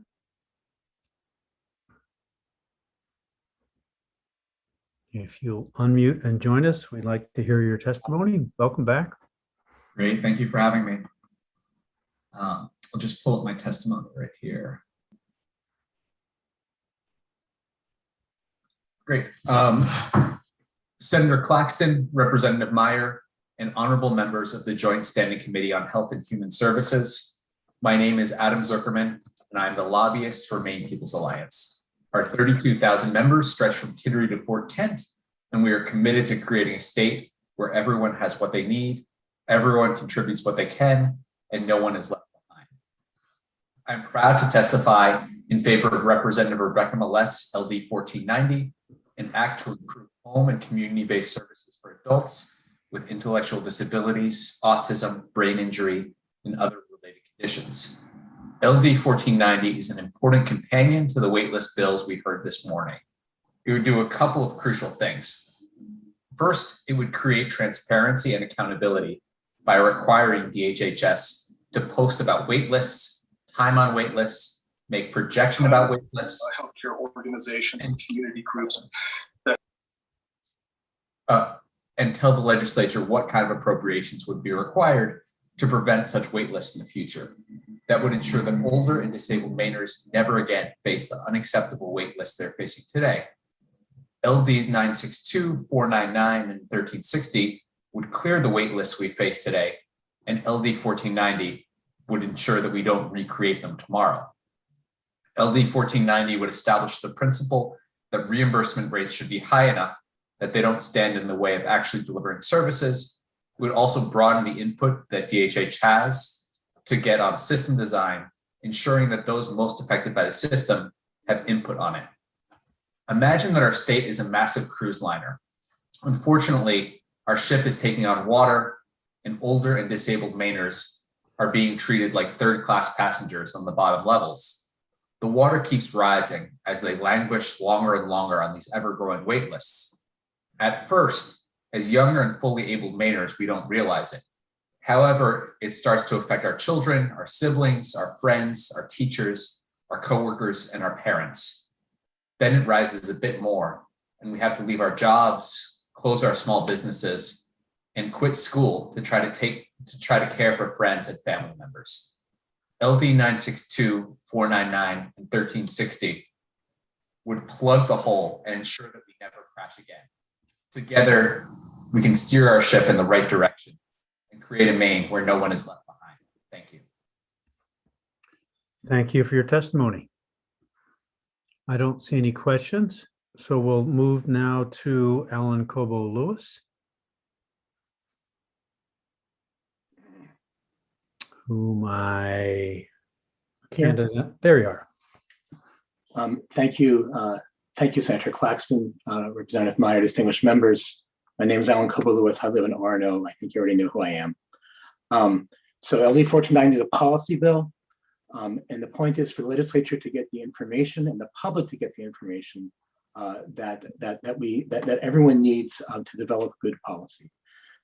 Pardon me. So really where this came from was that on the 129th, after families who were on the Section 29 wait list, you heard from one of them this morning, cried out to the legislature and the executive about the 29 wait list reemerging, the department incorrectly reported to this committee and the approach committee that there was no 29 wait list. There is a link to that audio in my testimony. It was after being called out by families that the department said there is a 29 wait list, and they committed to put out quarterly updates about all the wait lists. The updates have never actually been quarterly, not even before the pandemic. One of the things this bill would do is improve that reporting. By improve that reporting, I mean that Section 5 of the bill would ask the department, would require the department to report on priority 2 versus priority 3 of the prioritized wait list. And Section 6 of the bill would require the department to report how much time people spend on the various wait lists. The department has never reported on that regularly, though years ago they reported on priority 2 versus priority 3 in a previous administration. So existing statute describes the system of care for clients with intellectual disabilities or autism, and existing statute, as Senator Millett, Representative Millett mentioned, already requires the department to develop a plan. Section 7 to 11 of the bill would tweak what goes into that plan. So Section 9 of the bill would require projections about the wait list and disclosure about what resources would be required to eliminate the wait list. The governor should still make the recommendations that he or she may have, but you need the information to decide what you'll actually do in a budget. And that's what those sections are about. Pardon me. Participation in waiver design and evaluation. Nothing about us without us. You actually heard some of that principle this morning from a member of the independent living community. One of the sections of the bill would require the department to work with actual users of the waiver in designing and include quality measures that come out of those discussions. The department's actually doing some of this now in their waiver redesign. I give them credit for that, but it needs to be in statute so that future administrations do the same thing. Section 16 of the bill would address an extant issue in waiver services. People with significant behavioral challenges frequently can't get day programs because the existing reimbursement 30 rate. seconds, Alan. Oh my goodness. We need a behavioral add-on so that people with significant needs do not get excluded from day programs. Section 15 of the bill, the department's actually already done, so that could be deleted if necessary. Thank you to the department for doing that. And finally, respectful language. The bill would change system of care and statute to system of services and supports. That language is already used in some other main budget bills. If the department has a compelling reason not to change language, then you might want to let that go. But I suspect it's perfectly fine, and it really reflects what the goal of the waiver services is, and it is in line with more modern language about what waiver services are for: to serve and support people, to be included in their community, not just to care for them. Essentially not using deprecatory language. If you have any questions, I'm happy to answer them. Thank you, sir. I'm not seeing any questions. So thank you for being here. And I also see we're joined by Nancy Cronin. If you care to unmute and join us, welcome. Good almost noon, Senator Claxton, Representative Meyer, and the distinguished members of the Joint Committee on Health and Human Services. My name is Nancy Cronin. I'm the Executive Director of the Maine Developmental Disabilities Council. MDDC, which is the DD Council, is clear that providing flexible services and supports to individuals with DD so they can contribute and be active members of the community should be Maine's primary goal. We're also clear that we're not there yet. We have hopes that innovative, flexible, suitable structures of services and supports like self-directed services for all waivers will be adopted in the upcoming years. We also have hopes that any individual with DD who needs services and supports will be able to access them. We support everything in this bill. Instead of going through each point, we will instead highlight a few items. This bill would require the department to post regular information about waitlists. We believe that policy doesn't change quickly. It changes even slower when information is not transparent and available. It is critical that waitlist data be available for everybody to be able to see and understand. In addition to the metrics described in the bill, we would suggest an addition under Section 6. Please consider adding shortest and longest wait time in addition to the proposed median. This will give the committee a sense of how long waits actually are for a particular waiver. For example, consider if the shortest wait time is 1 day and the longest wait time is 2,000 days. If the median wait time in this example is 34 days, well, you know that there are some outliers and can assume a relatively short wait time for most. However, if the median wait time is 1,500 days, you can deduce that people are really having to wait a very long time. We think those two additional data points as anchors are critical to be able to understand and interpret the information. The bill also amends the current required biannual plan to broaden the term stakeholder to include people who would be eligible to receive services, namely people with DD, and the people who care for them, namely direct service providers. This is critical. Nothing about us without us. We firmly believe that people with DD have meaningful input in the policies that affect them. The biannual plan would also be required to include a proactive analysis of how providing services in the least restrictive environment early might reduce costs, as opposed to when an individual needs increases to such an extent that more restrictive placements are warranted. We believe that this type of introspection about Maine services is critical to healthy systems change and will ultimately provide the quality that is necessary. Lastly, this bill gives flexibility to this body to introduce legislation in each session to act upon the data that you review. This makes sense, as having one's hands tied to fix a problem identified is painful at best. I hope you support this bill. Thank you for hearing my testimony, and I am here to answer any questions you may have. Thank you, Ms. Cronin. I'm not seeing any questions. I'm not aware of anyone else who'd like to testify in support of LD 1490. And I'm not aware of anybody. Yes, we do have one person to testify against, and we'll welcome back Director Saucier. Thank you, Senator Claxton, Representative Meyer, members of the Joint Standing Committee on Health and Human Services. Once again, I'm Paul Saucier, Director of the Office of Aging and Disability Services at DHHS, and I'm here to testify today in opposition to LD 1490. This bill introduces a level of detail that is neither necessary nor appropriate for the system's authorizing statute. Much of what's outlined and recommended in this bill is already being addressed through 4 different stakeholder groups with over 60 individuals participating in those efforts. For example, the new federal regulations governing home and community-based services established new standards for how services are to be provided. The department has been and will continue to work with stakeholders, including self-advocates, to identify strategies to update the HCBS waivers serving adults with intellectual disability or autism, so that services are shaped by the life and life goals of the persons receiving services and are delivered in a manner that complies with federal rules governing home and community-based settings. The department already publishes wait lists quarterly and will continue to do so. One of the things that I've heard repeatedly this morning is that we are not transparent about the wait lists. I reject that. We've been publishing them quarterly. You heard people cite our published wait lists over and over again this morning. And so that, I think, is just not accurate and frankly not fair to the department. We also develop performance measures to meet federally required assurances and reports, and we report those measures in publicly available reports to the Centers for Medicare and Medicaid Services. The data and reporting requirements in this bill would not add value to existing reporting, while requiring additional database enhancements and new personnel to manually collect, review, analyze, and respond to the provisions of this bill.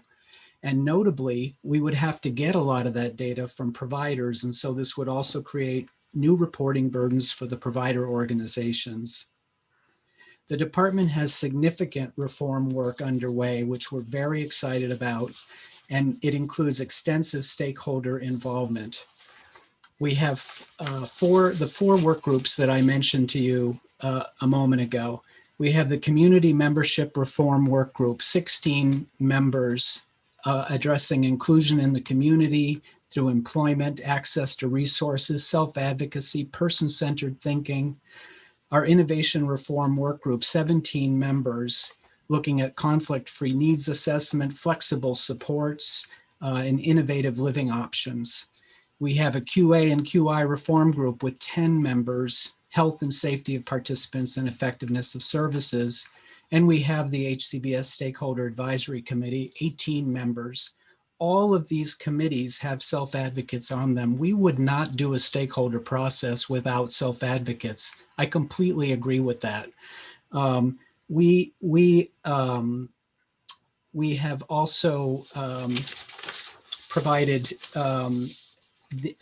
used the emergency authority of Appendix K to try to promote some of the ideas that we clearly support and that are in this bill. We've added a self-directed option, for example, under sections 18 and 20, while we sort out the more challenging aspects of that for section 21. Stakeholders are very enthusiastic about our efforts, and this is where we want to continue to put our attention rather than on a highly prescriptive set of statutory reporting requirements that address issues which may or may not be the most relevant ones facing our system in the future. So we really are happy to provide any information that you would like. We think we've been extraordinarily transparent with stakeholders, and we look forward to working with you more as needed in the work session for this bill. Thank you, Director Associate. Are there any questions of the director? I don't see any. So again, thank you for being here. Thank you. And we'll look forward to working with you between here and the work session. I don't see anybody else who'd like to testify one way or the other on this last bill, 1490. So that'll conclude our public hearing on all these bills this morning, 1360, 1490, 499, and 962. As we get ready for the work session, are there things you'd like Anna Broom to work on before that? So everybody's got all their questions about these issues answered. Okay. All right. I'm sure some questions will come up as we go along. And you can get those to Anna if you think of them later. So at this point, I'll turn to Ms. Broom and see if there's any questions or any other additional matters to come before the committee. There being none, I would welcome a move to adjourn until 2 o'clock and a work session then. So moved. And seconded. All right. All those in favor? Very good. And I think the Dems will caucus in about 15 minutes. Very good. See you this afternoon.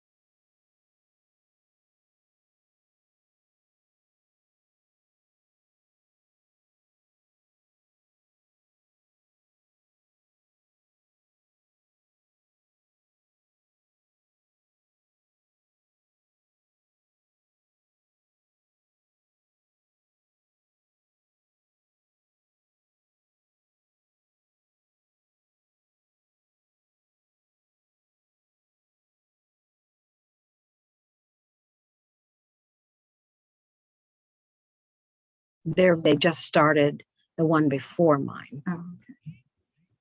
All of a sudden, they just went boom, boom, boom. Huh? I know. Well, they passed Rachel's bill. Oh. I don't know what the amendment was, but Will voted for it, so it must have been okay.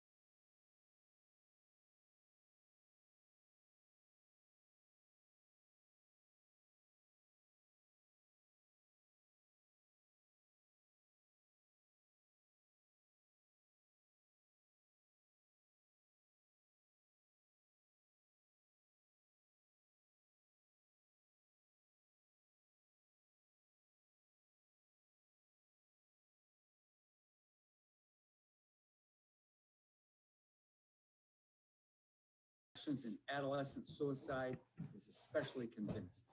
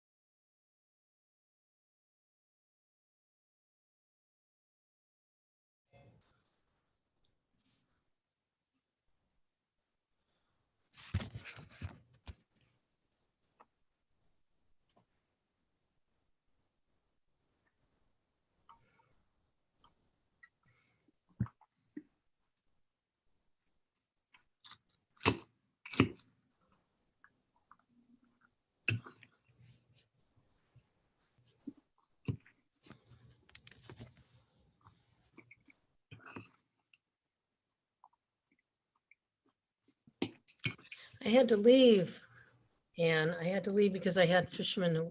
Are you there or are you frozen? I don't know. I think I'm frozen. Can you hear me? I can hear you. I don't see you or Yeah, anyone else. it still says it's connecting. Yes, she So- looks frozen. You are a stern silhouette of yourself. Stern looking. You look That's funny. mother-in-law. I'm gonna have to try this again. And Except, and you have a frown on your face, Anne. That's the thing. wait a minute, you can see me? Yes. We can Look, see you're you. frozen. I'm here eating lunch, trying to. Oh dear. Okay, well, I don't know because nothing's happening on my end, and it looks like I'm going to have to shut down my computer and start again. Oh darn. So, well, I'll see you guys later. Adios. We'd wave, but you won't see us. I know. I don't even think when she uses that background that it has that look. It's down lower.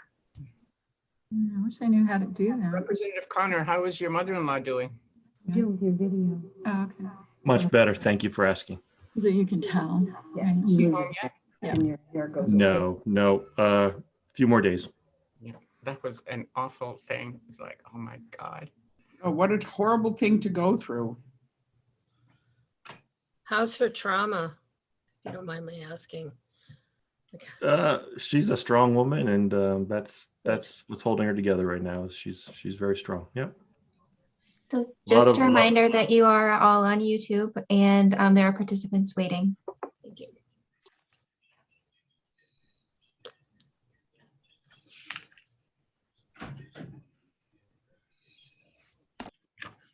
Are you in? Yeah.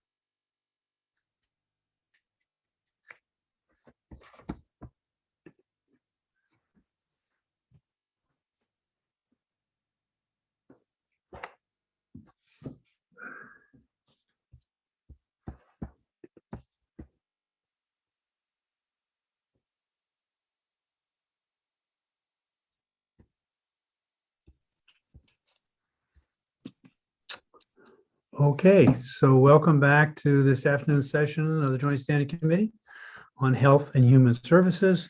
We'll be in a work session this afternoon encompassing a number of bills. We'll be hearing first from our analyst. You want to introduce yourself, Erin? Good afternoon. My name is Erin Dooling. I'm one of the legislative analysts with the Office of Policy and Legal Analysis, and we do not take positions on or advocate for any legislation. And we'll also be helped by Carrie Withy, our clerk. You want to introduce yourself, Carrie? Once I get this background taken down. Okay, sorry. Sorry about that.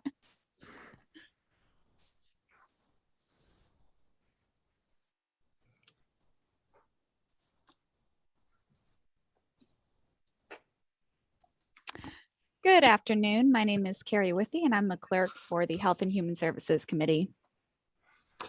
Let's just quickly go around and introduce ourselves. Most of us need to change our names because we've been in and out of meetings, but let's start with Representative Zager. Thanks, Mr. Chair. My name is Sam Zager. I represent District 41 in Portland. And Representative Lemelin. Good afternoon, everyone. I'm Michael Lemlin. I represent District 88, Chelsea, Jefferson, Whitefield, and half of Nobleboro. Representative Perry hasn't joined us. Representative Stover. Good afternoon. My name is Holly Stover. I represent House District 89, including the towns of Booth Bay Harbor, Southport, Edgecombe, Westport Island, and part of South Bristol. Representative Connor. Thank you, Mr. Chair. Good afternoon, everyone. My name is John Connor. I represent House District 58, which is part of Lewiston. Representative Madigan. Good afternoon. I'm Colleen Madigan. I represent House District 110, which is part of Waterville and part of Oakland. Representative Griffin. Good afternoon. My name is Abigail Griffin. I represent House District 102, which is Glenburn, Levant, and Condescake. Senator Moore. Good afternoon. I'm Mary Ann Moore, and I represent Senate District 6, which is all of Washington County, as well as Goldsboro, Winter Harbor, and Sullivan in Hancock County as well. Did I skip you, Representative Craven? Yes, you did, Mr. Chair, but here I am. My name is Margaret Craven, and I represent House District 59, which is part of Lewiston. Thanks. Representative Meyer. Thank you, Mr. Chair. I'm Representative Michelle Meyer, serving Southern Maine's House District 2, which is Elliott and parts of Kittery and South Berwick. Representative Perry. Good afternoon. I'm Representative Ann Perry. I represent House District 140, which includes the townships of Indian Township, Baileyville, Barron, Calais, Charlotte, Robbinston, Perry, Pembroke, and Pleasant Point. Thank you. And I'm Ned Claxton. I represent Senate District 20, which includes Auburn, Minot, Mechanic Falls, Poland, and New Gloucester. So we'll at this point go to Ms. Dooling to present the bills. I will flag that LD 196 and 197, the author has asked that we table those while she does some ongoing work with the membership of the committee in one case and with the department in another. Does that change your analysis, Ms. Dooling? Well, I don't have to, are we starting with those bills? I don't have to present my analysis. If you just want to move to table, I don't need to speak. Okay, good. All right. So at the request of the sponsor and with more work ongoing, I'll entertain a motion. Senator Moore. I would make that motion to table LD 196 at the request of the sponsor. Second. And there's a second to that. Thank you. And I think with this being non-controversial and coming back, we can just do a show of hands. Everybody who's in favor of the tabling motion, hands up. That's unanimous of those present. Thank you. And I'd entertain a motion on LD 197. Senator Moore. I would make that motion to table LD 197 again at the request of the sponsor. Second. And there's a second, and we'll vote again. All those in favor of the tabling motion, please so indicate. That's the unanimous of those present. Thank you. So now we get to 360, and I think the conversation will also spill over into 415. So now it's your turn, Erin. Okay.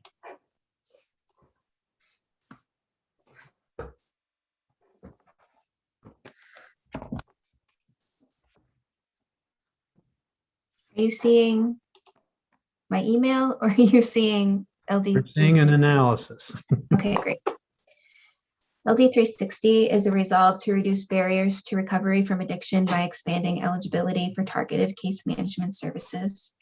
Current Maine Care rules require that the following eligibility criteria for adults with substance use disorders. So there's required to be a diagnosis. Someone must be currently seeking treatment services. The person must be pregnant, living with his or her minor children, and or who is an intravenous drug user, and must be enrolled in a qualified substance abuse program. So this resolve would direct the department to remove the eligibility requirements in the highlighted section in front of you so that someone would no longer be required to be pregnant, living with his or her minor children, or be an intravenous drug user.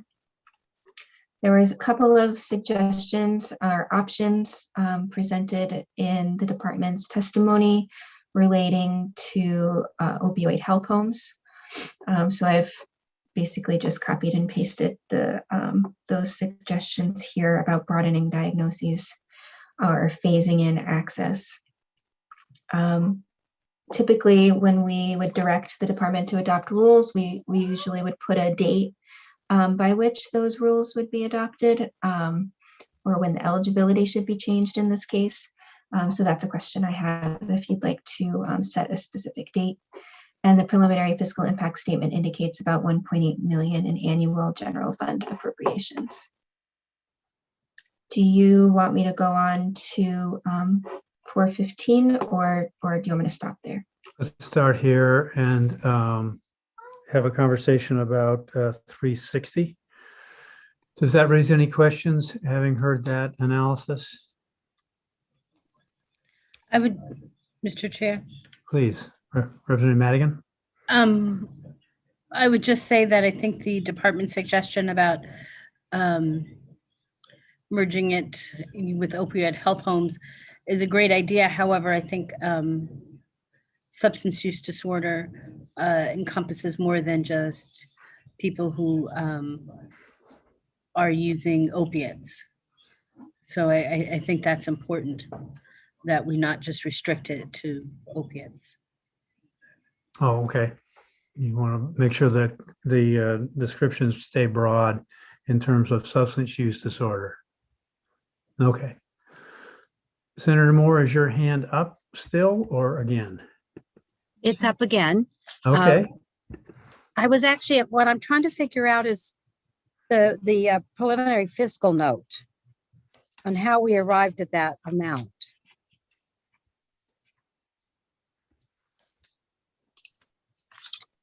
The only information I have is what you're looking at about the fiscal note. I hadn't reached out with questions to Luke. I can see if he's available, but I don't know. I think if that would help the senator and we can find him readily and he's available, that would be a good idea. Well, and I think it would be valuable too for the conversation as we start looking at 415 as well, to try to understand where they're coming from. Are there other questions that have come up in response related to 360 and the analysis we've heard? Any other questions or concerns about the bill? Has anybody talked with Representative Stearns? He basically told us he would be comfortable with whatever the committee came up with. All right. There, I see Representative Stearns has joined us. Welcome, sir.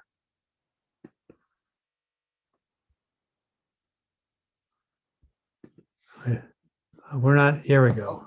Oh, thank you, Mr. Chair. Welcome. I'm a delayed unmuter. A delayed unmuter. That would make you number 722 today.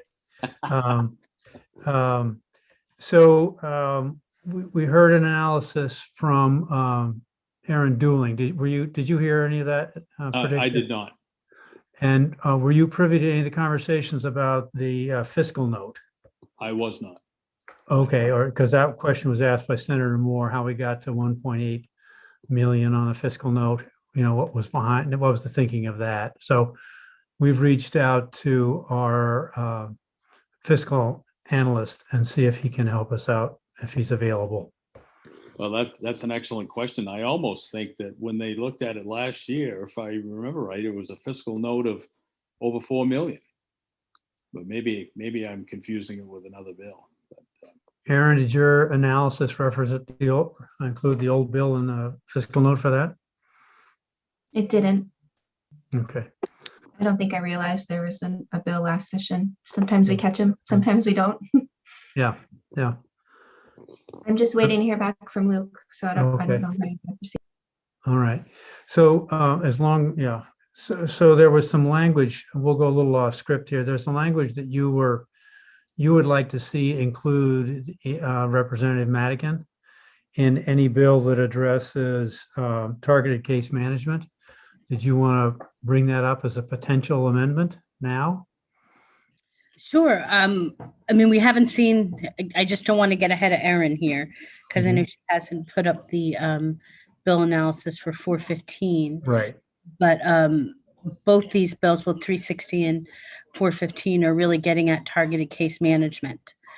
While mine expands eligibility so that people can get that service, regardless of whether they're pregnant or parenting minor children, or used intravenous drugs. Representative Stern's bill addresses the rates. But in discussion with fellow members of my caucus, thought, why don't we combine them? And I'm totally fine with that.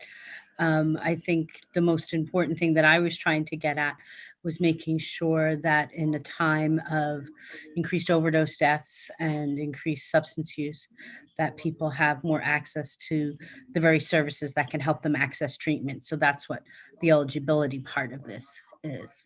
Okay. Okay. So I'm fine with combining it into 415.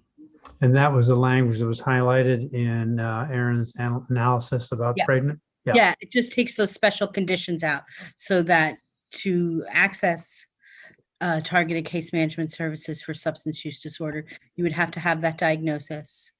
You would have to be seeking substance abuse services. Okay. So I'm guessing because Erin hasn't flagged us that we haven't heard back from Luke yet. Any sense from the committee about where they want to go with this? Is that question important enough to you, Senator Moore, that we should consider tabling? I think she just stepped away. I just, if you just give him like a couple minutes, maybe. I think I just heard from him. Okay. Yes, Representative Connor. Thank you, Mr. Chair. I was just curious to know if we were going to consider combining them. Would there need to be some different changes to it, or would we just vote it straight out as a combination bill? Yeah, one of the Curious options, how that would work. Yeah, one of the options would be if Representative Stearns, I mean, we can pull the language from 415 that was highlighted in Erin's analysis and insert it into the bill. And in essence, we've combined them doing that, and then we would pass Representative Stearns' bill and vote not to pass on Representative Madigan's. Yes, Representative Madigan. Yeah, I was just going to be clear because I thought maybe I wasn't. So basically, I would offer amendment to 415 that puts the eligibility language into 415. We would vote on that, and then we would vote 360 ought not to pass because we would have moved the language into 415. Okay, so what about the appropriation? What about the 1.8 million that's in the bill now in 360? If you're moving the guts of the bill over, it'll be calculated. The fiscal note comes to. Yeah. Okay. And it looks like Luke has joined us. Welcome, Luke Lazur. Good afternoon. So I'm sorry, I was in and out, so I'm not positive what the questions are, but I think I'm ready to try and answer. Okay, the basic question was, can you speak to where the 1.8 million fiscal note came from for this bill? Sure. So obviously the bill is changing the eligibility requirements within TCM, so there has to be some idea of what the increase will be. I know that when I thought about this, as I was trying to figure out what we were going to do for this, the easiest way generally is to try and identify how many individuals are getting the treatment now and think of a % increase. And that's exactly what the department sent. And I can tell you that right now there are just over 13,000 individuals receiving the medication-assisted treatment. The idea here is that some % of those individuals will be the increased membership receiving this service. That was the idea. And so it assumes 25% of the individuals who currently receive medication-assisted treatment will be the new members receiving this service based on this new criteria. And what do you think about that, Representative Madigan? Is that logic work for you? Yep. Okay. Okay. So there we have it, Representative Stearns. Now we know where the 1.8 came from. And the pieces that, did you want to say something, Representative Stearns? I just had a question. The 1.8 was on Representative Madigan's bill. Yes. Correct. And that would be carried in. Was there a fiscal note on 415? There is. The 415 increases the rate for the targeted case management service, and that's a much easier calculation as actually even than LD 360, because we know exactly how many individuals get that service, and we know what the rate increase would be, which, just for some context, it's a $7 per 15 minute, the increase in the rate. And so that also has an increase. It's for a full fiscal year, it's just over $4.1 million of general fund. So you were right with your recollection, Representative Stearns, about the 4 million price tag from last session. That's Thank what you. it sounds like. That makes me feel a little bit better. Oh, good. The only comment I would make would be, I hope we don't try to shoot 2 rabbits and get no rabbits. So if the committee in their judgment feels there are going to be enough funds and be able to get the combination passed, I'm all for it. But I'll leave it at that, I guess.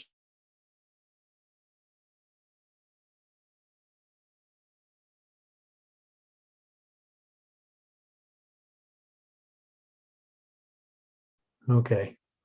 All right. So let's start with Representative Madigan then, and 360, right? So how do you feel about combining or leaving it freestanding?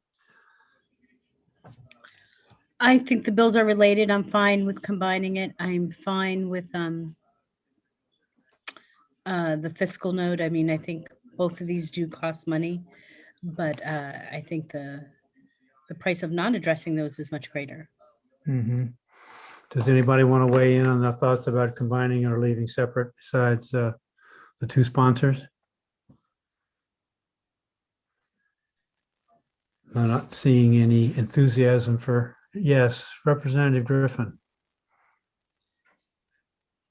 I'm fine with combining them. Can I just have a clarification on the language that we're talking about when you talk about language going into 415?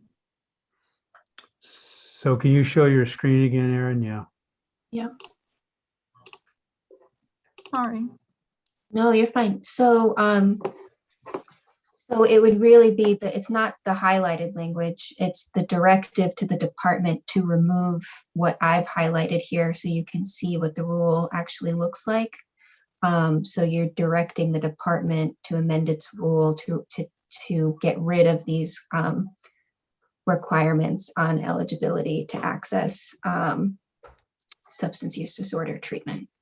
And that expands. So it's as drafted. LD 360 as drafted would be plunked into LD 415. And this would expand the number of people for whom this tool was available. Right. Does that answer your question, Representative Griffin? Yes, thank you. Okay. Representative Meyer. Thank you, Mr. Chair. I am supportive of combining the 2 bills for exactly the reason you just articulated. It expands the number of people who would be eligible for this service. Okay. So that means and increases the rate. Yeah. So yeah, and does both. And okay. So yes, Representative Madigan. I just wanted to add that I think the reason I put this in is I thought that we're still seeing record number of overdose deaths in the state. And we've seen an increase in substance use When you look at the statistics, more people are abusing alcohol or other things during this past year of COVID and isolation. So I thought it was really important that people who are struggling have access to the service, be able to get the help they need. So One of the channels to starting down the recovery path. Okay. Okay. All right. So it sounds like at this point, there's some interest in combining them. That being the case, I'd entertain a motion to do so. Is your hand still up, Representative Madigan, or you want to make that motion? sure, I'm going to make the motion to add the eligibility language of LD 360 into LD 14, and that's my amendment. 415? For, excuse me, 415, and ought to pass it as so. And Ought to pass as amended. okay, and unresolved is whether we wanted to add yet a date for this to begin, right? Aaron, that was one of the questions you'd asked. Yes. My other question about combining them is that LD 450 is emergency legislation. So just so you know, 360, I guess it's not really a question, but 360 wasn't drafted as emergency legislation. So by moving it into 415, it'll be included as an emergency, which means that the eligibility, the directive would go into effect immediately upon passage. Sorry, Representative. So then we don't need to worry about a date. Okay, so the Representative Madigan made a motion. Is there a second? Second. Is there any discussion about the motion ought to pass as amended? Then we'll turn it over to Ms. Withy to call the roll for the vote. Excuse me, Senator, what are we voting on again? I'm sorry, so there's a motion on the floor is ought to pass as amended. The combination, the language of 360, which broadens coverage, being moved into Bill 415. Thank along you. Along with the associated appropriations. Okay, so now Ms. Withy, you can run the roll.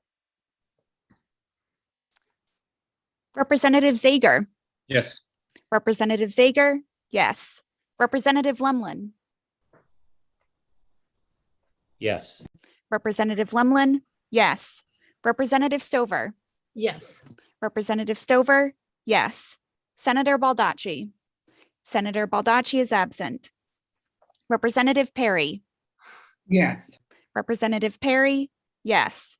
Representative Griffin. Yes. Representative Griffin, yes. Representative Connor. Yes. Representative Connor, yes. Representative Craven. Yes. Representative Craven, yes. Representative Madigan. Yes. Representative Madigan, yes. Representative Javner. Representative Javner is absent. Senator Moore. Yes. Senator Moore, yes. Representative Meyer. Yes. Representative Meyer, yes. Senator Claxton. Yes. Senator Claxton, yes. That's 11 yes, 2 absent. Thank you. Thank you for bringing that forward, that contribution, Representative Stearns. Thank you very much to the committee and to the chairs, and my compliments to your clerk. She's outstanding. Thank you, Representative Stearns. That's great. Now we need to get it by the floor. Representative Meyer, did you have a comment? Actually, I wanted to make a motion Oh, okay. that LD 360 ought not to pass. Second. There's been a motion and a second that LD 360 ought not to pass. Any discussion? Ms. Withy, it's your turn again. Representative Zager. Yes. Representative Zager, yes. Representative Lemlin. Yes. Representative Lemlin, yes. Representative Stover, Yes. Representative Stover, yes. Senator Baldacci. Senator Baldacci is absent. Representative Perry, Yes. Representative Perry, yes. Representative Griffin, Yes. Representative Griffin, yes. Representative Connor, Yes. Representative Connor, yes. Representative Craven, Yes. Representative Craven, yes. Representative Madigan, Yes. Representative Madigan, yes. Representative Javner, Representative Javner is absent. Senator Moore, Yes. Senator Moore, yes. Representative Meyer, Yes. Representative Meyer, yes. Senator Claxton, Yes. Senator Claxton, yes. That's 11 yes, 2 absent. Okay. Then I think what we'll do is we'll jump to 1305, another bill that I think there may be some interest in tabling. Does anybody have follow-up to that? I don't see Molly's there. Let's invite Molly in, Molly Bogart, and see if she has some update on 1305. And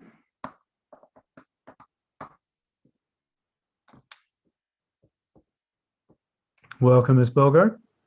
Good afternoon. I'm Molly Bogart, Director of Government Relations for DHHS.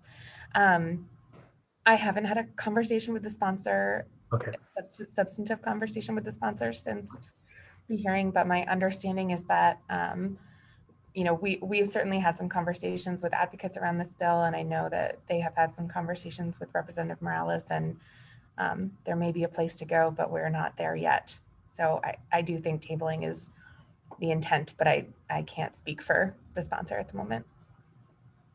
Representative Meyer.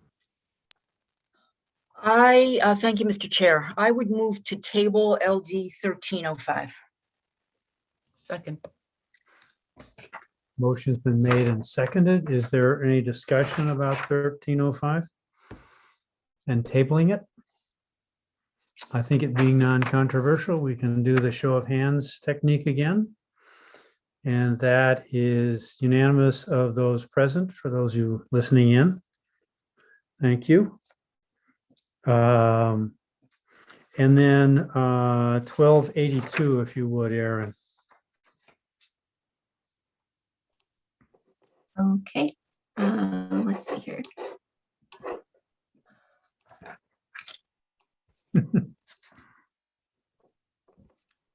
All right, LD 1282 is an act to prevent underage tobacco and nicotine access and use.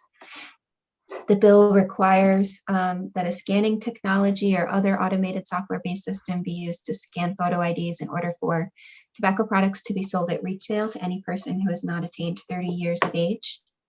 And it establishes limits beginning January of next year on the number of electronic nicotine delivery devices and nicotine liquid containers that may be sold in a single transaction.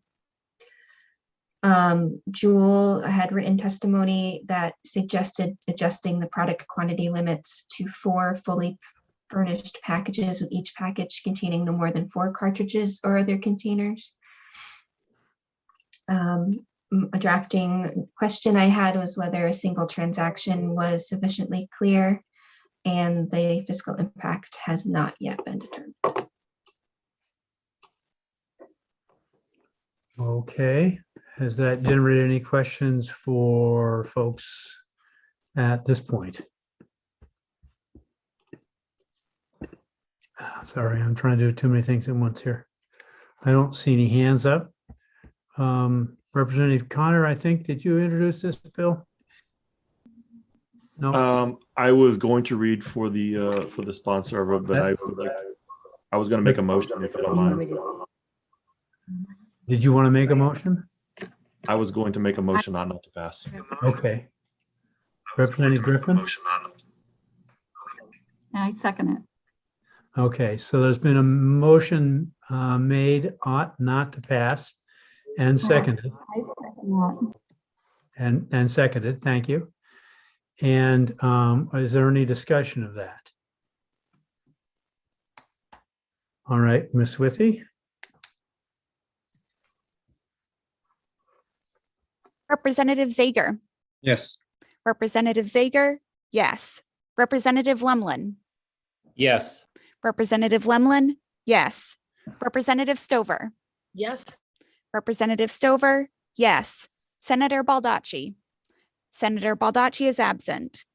Representative Perry, Yes. Representative Perry, yes. Representative Griffin, Yes. Representative Griffin, yes. Representative Connor, Yes. Representative Connor, yes. Representative Craven, Yes. Representative Craven, yes. Representative Madigan, Yes. Representative Madigan, yes. Representative Javner, Representative Javner is absent. Senator Moore, Yes. Senator Moore, yes. Representative Meyer, Yes. Representative Meyer, yes. Senator Claxton, Yes. Senator Claxton, yes. That's 11 yes, 2 absent. Okay. So the remaining bill to consider is LD 718. Do you want me to share my screen? Please.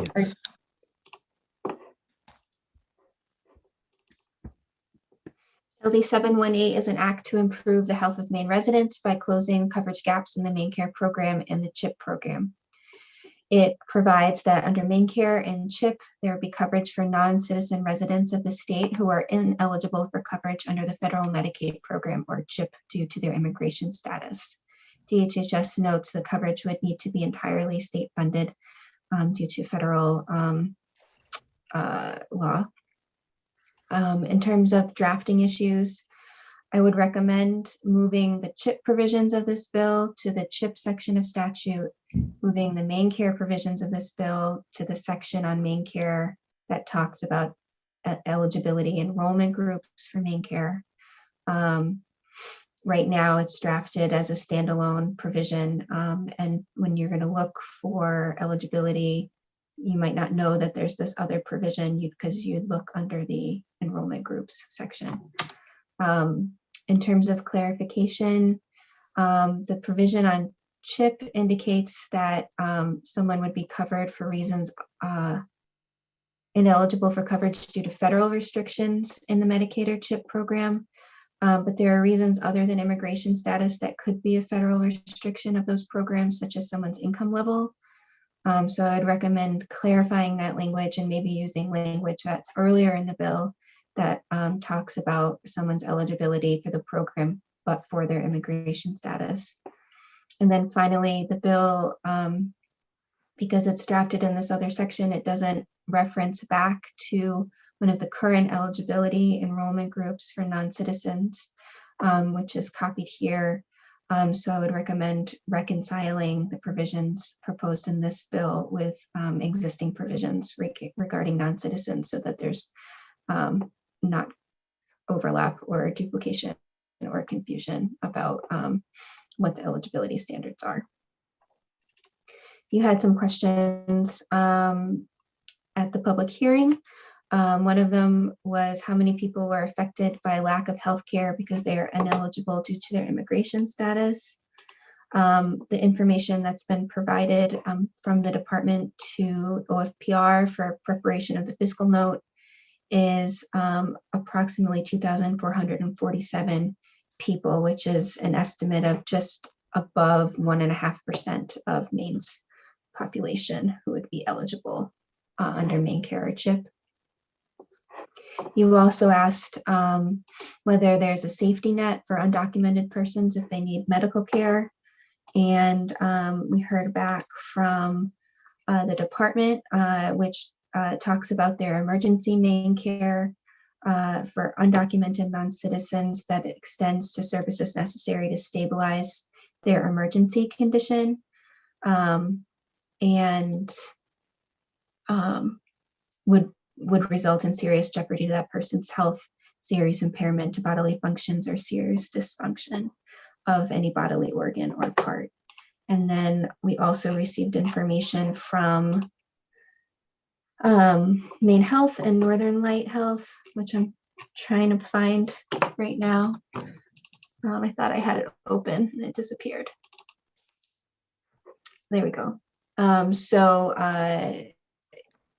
Lisa Harvey McPherson indicated that Katie Fulham Harris indicated that charity care or free care would be available at hospitals and their outpatient services and FQHCs, but that other settings do not provide charity care. For example, nursing facility care or residential care, assisted living are examples of where charity care are not available as an option.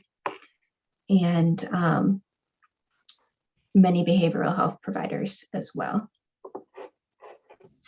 There was also a question about, we had another bill relating to CHIP this year, LD 372, which was Senator Carney's bill.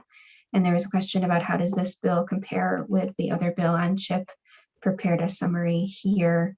The major difference is that two major differences are that under Senator Carney's bill, the majority report increases the income threshold, which goes unchanged in this bill for you today, and also specifically increases the age under CHIP, although I do note that Maine Care provides coverage for non-citizen children up to that same age, so coverage would still be provided for that group. And then finally, that the majority report, which is here on LD 372, would provide healthcare coverage under the CHIP program to a citizen who is legally admitted to the United States, and the bill before you does not set any restrictions on immigration status. Fiscal note hasn't yet been determined, and just by way of a little bit of history, I attached the budget bill from the 125th that removed some of the coverage related to non-citizens, as well as a similar bill from last session that had proposed to reinstate some of those benefits, but did not ultimately pass. Okay. Any questions of that analysis? Okay. Is there anything material that the folks who are attendees could add to this conversation? I see that Ms. Kilrain Del Rio has joined us. Do you have some particular information that might be helpful to the committee? Well, I really just wanted to be here in case you have any questions that I could help with. I also did just want to note, in terms of the state funds covering being used to cover folks in this way, that there is an option under the CHIP statute at the federal level to cover pregnant people regardless of immigration status. So we could use that, and that's actually mentioned in the bill. So that would be a way to help cover that category for eligibility. And I'll also just note that emergency Maine Care would still be something that could have a federal match. So people could get coverage for basic healthcare and preventive care and other needs, but we could still get a match at the federal level for when someone has emergency needs. Okay. Okay. Any questions or thoughts specific to the bill based on what we've heard so far? I don't see any further discussion. Does somebody want to make a motion? I'll entertain a motion. Representative Meyer.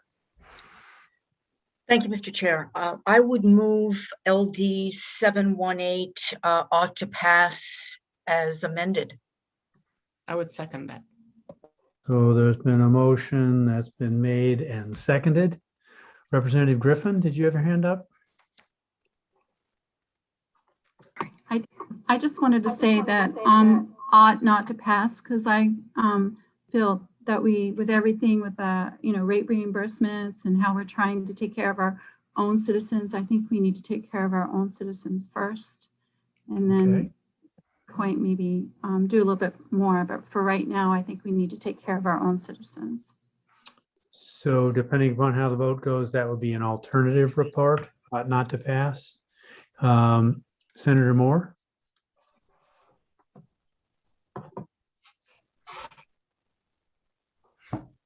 I'm sorry. Turned in- There you go. Okay. Thank you. I'm sorry. I apologize for that.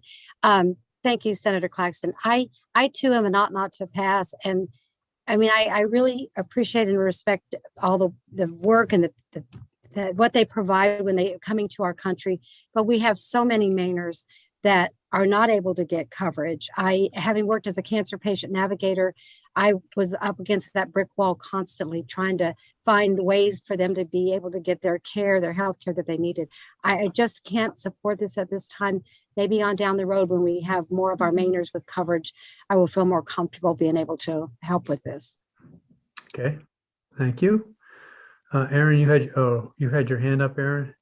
I just wanted to clarify with Representative Meyer whether her amendment was the fiscal note and drafting suggestions or something else, or. Thank you, Aaron. Yes, actually, the drafting issues that you had referenced, moving the CHIP and main care provisions to their associated Appropriate sections. statutes. Yep. Yeah. And the fiscal note. Were there other drafting issues that you needed me to clarify? Just about some of the language clarification about the federal restrictions and reconciling it with other existing provisions of law, but we can just lump that all together. Yeah, let's use the cleaner language. Okay, Representative Zager. Thank you, Mr. Chair. I'm a very enthusiastic supporter of this proposal. My rationale, and I understand and respect what others are saying. My rationale is that it saves lives. I was very involved in question 2 some years ago, 4 years or so ago, in expanding main care. And one of the things one of the points that I made then, and I pointed to the research that showed this, is that it would literally save lives. It's akin to rescuing somebody drowning at sea or running into a burning building and saving them. And so if any of us have ever imagined what we would do if we saw somebody drowning at sea and we had a life preserver in a boat, or what we would do if somebody were in extremis in another fashion, this is one of those moments. That's the way I see it, at least. It makes no difference to me whether that person who's drowning or in a burning building is a citizen. We can quantify the number of people or estimate the number of people that this would save every year. And I, as a physician and somebody who knows that we do have the capacity in our society to provide for this kind of basic health coverage, I cannot vote against or turn my back on people that I know we can help. And so for that reason, I'm going to be voting in favor of this proposal. Thank you, Mr. Chair. Thank you. Representative Madigan.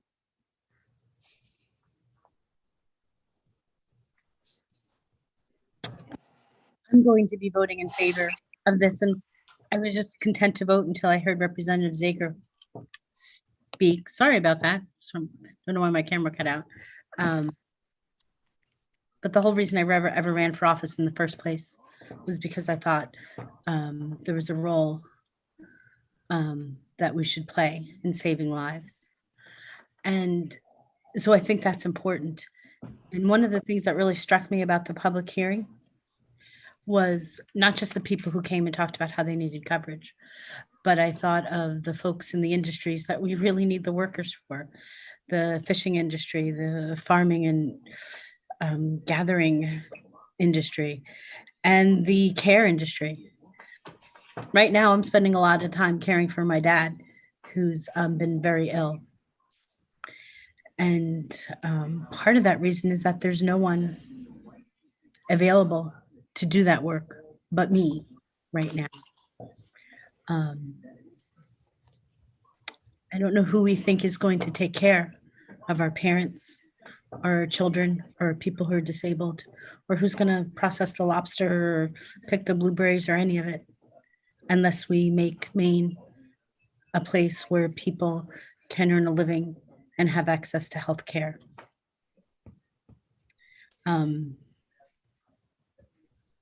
Yeah, and I think the care industry is just so important. I can tell you it's a lot of hard work. Thank you. Thank you. Representative Lemlin. Thank you, Senator. I agree with everything said, and that's why we have free clinics, and that's why hospitals have to give free care to those who are in the predicament that we're talking about here. So if any of these people were dying or had a serious condition, they can go to the hospital and they get free care because this is America. So as far as being on the welfare system, I don't think that's necessary because we have a lot of people who right now are not getting the care. If you think there's a long line in wait list, as soon as you pass a bill like this and we allow illegal immigrants to be on the welfare system, that wait list is going to go up and up and up. And that's what we're trying to prevent here. I want everybody to be taken care of, but we have to do it prudently. And that's all I'm asking. So I'm a not to pass. Thank you. Representative Perry? Thank you. There is nothing free in free care. We're all paying for it. And with the free care from the hospitals goes the increased cost that we pay to every hospital visit we do. So it is much less expensive for us to take care of people before they get to that point. And we will be paying less ourselves by doing so. Representative Madig, is your hand still up or up again? Okay. Any other comments or discussion before we proceed to a vote? The motion on the floor is ought to pass as amended.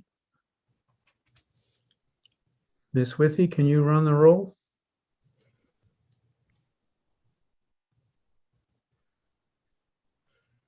Representative Zager. Yes. Representative Zager, yes. Representative Lemlin. No. Representative Lemlin, no. Representative Stover. Yes. Representative Stover, yes. Senator Baldacci. Senator Baldacci is absent. Representative Perry. Yes. Representative Perry, yes. Representative Griffin. No. Representative Griffin, no. Representative Connor. No. Representative Connor, no. Representative Craven. Yes. Representative Craven, yes. Representative Madigan. Yes. Representative Madigan, yes. Representative Javner. Representative Javner is absent. Senator Moore. No. Senator Moore, no. Representative Meyer. Yes. Representative Meyer, yes. Senator Claxton. Yes. Senator Claxton, yes. That's 7 yes, 4 no, 2 absent. And minority report, Representative Griffin, you mentioned that first.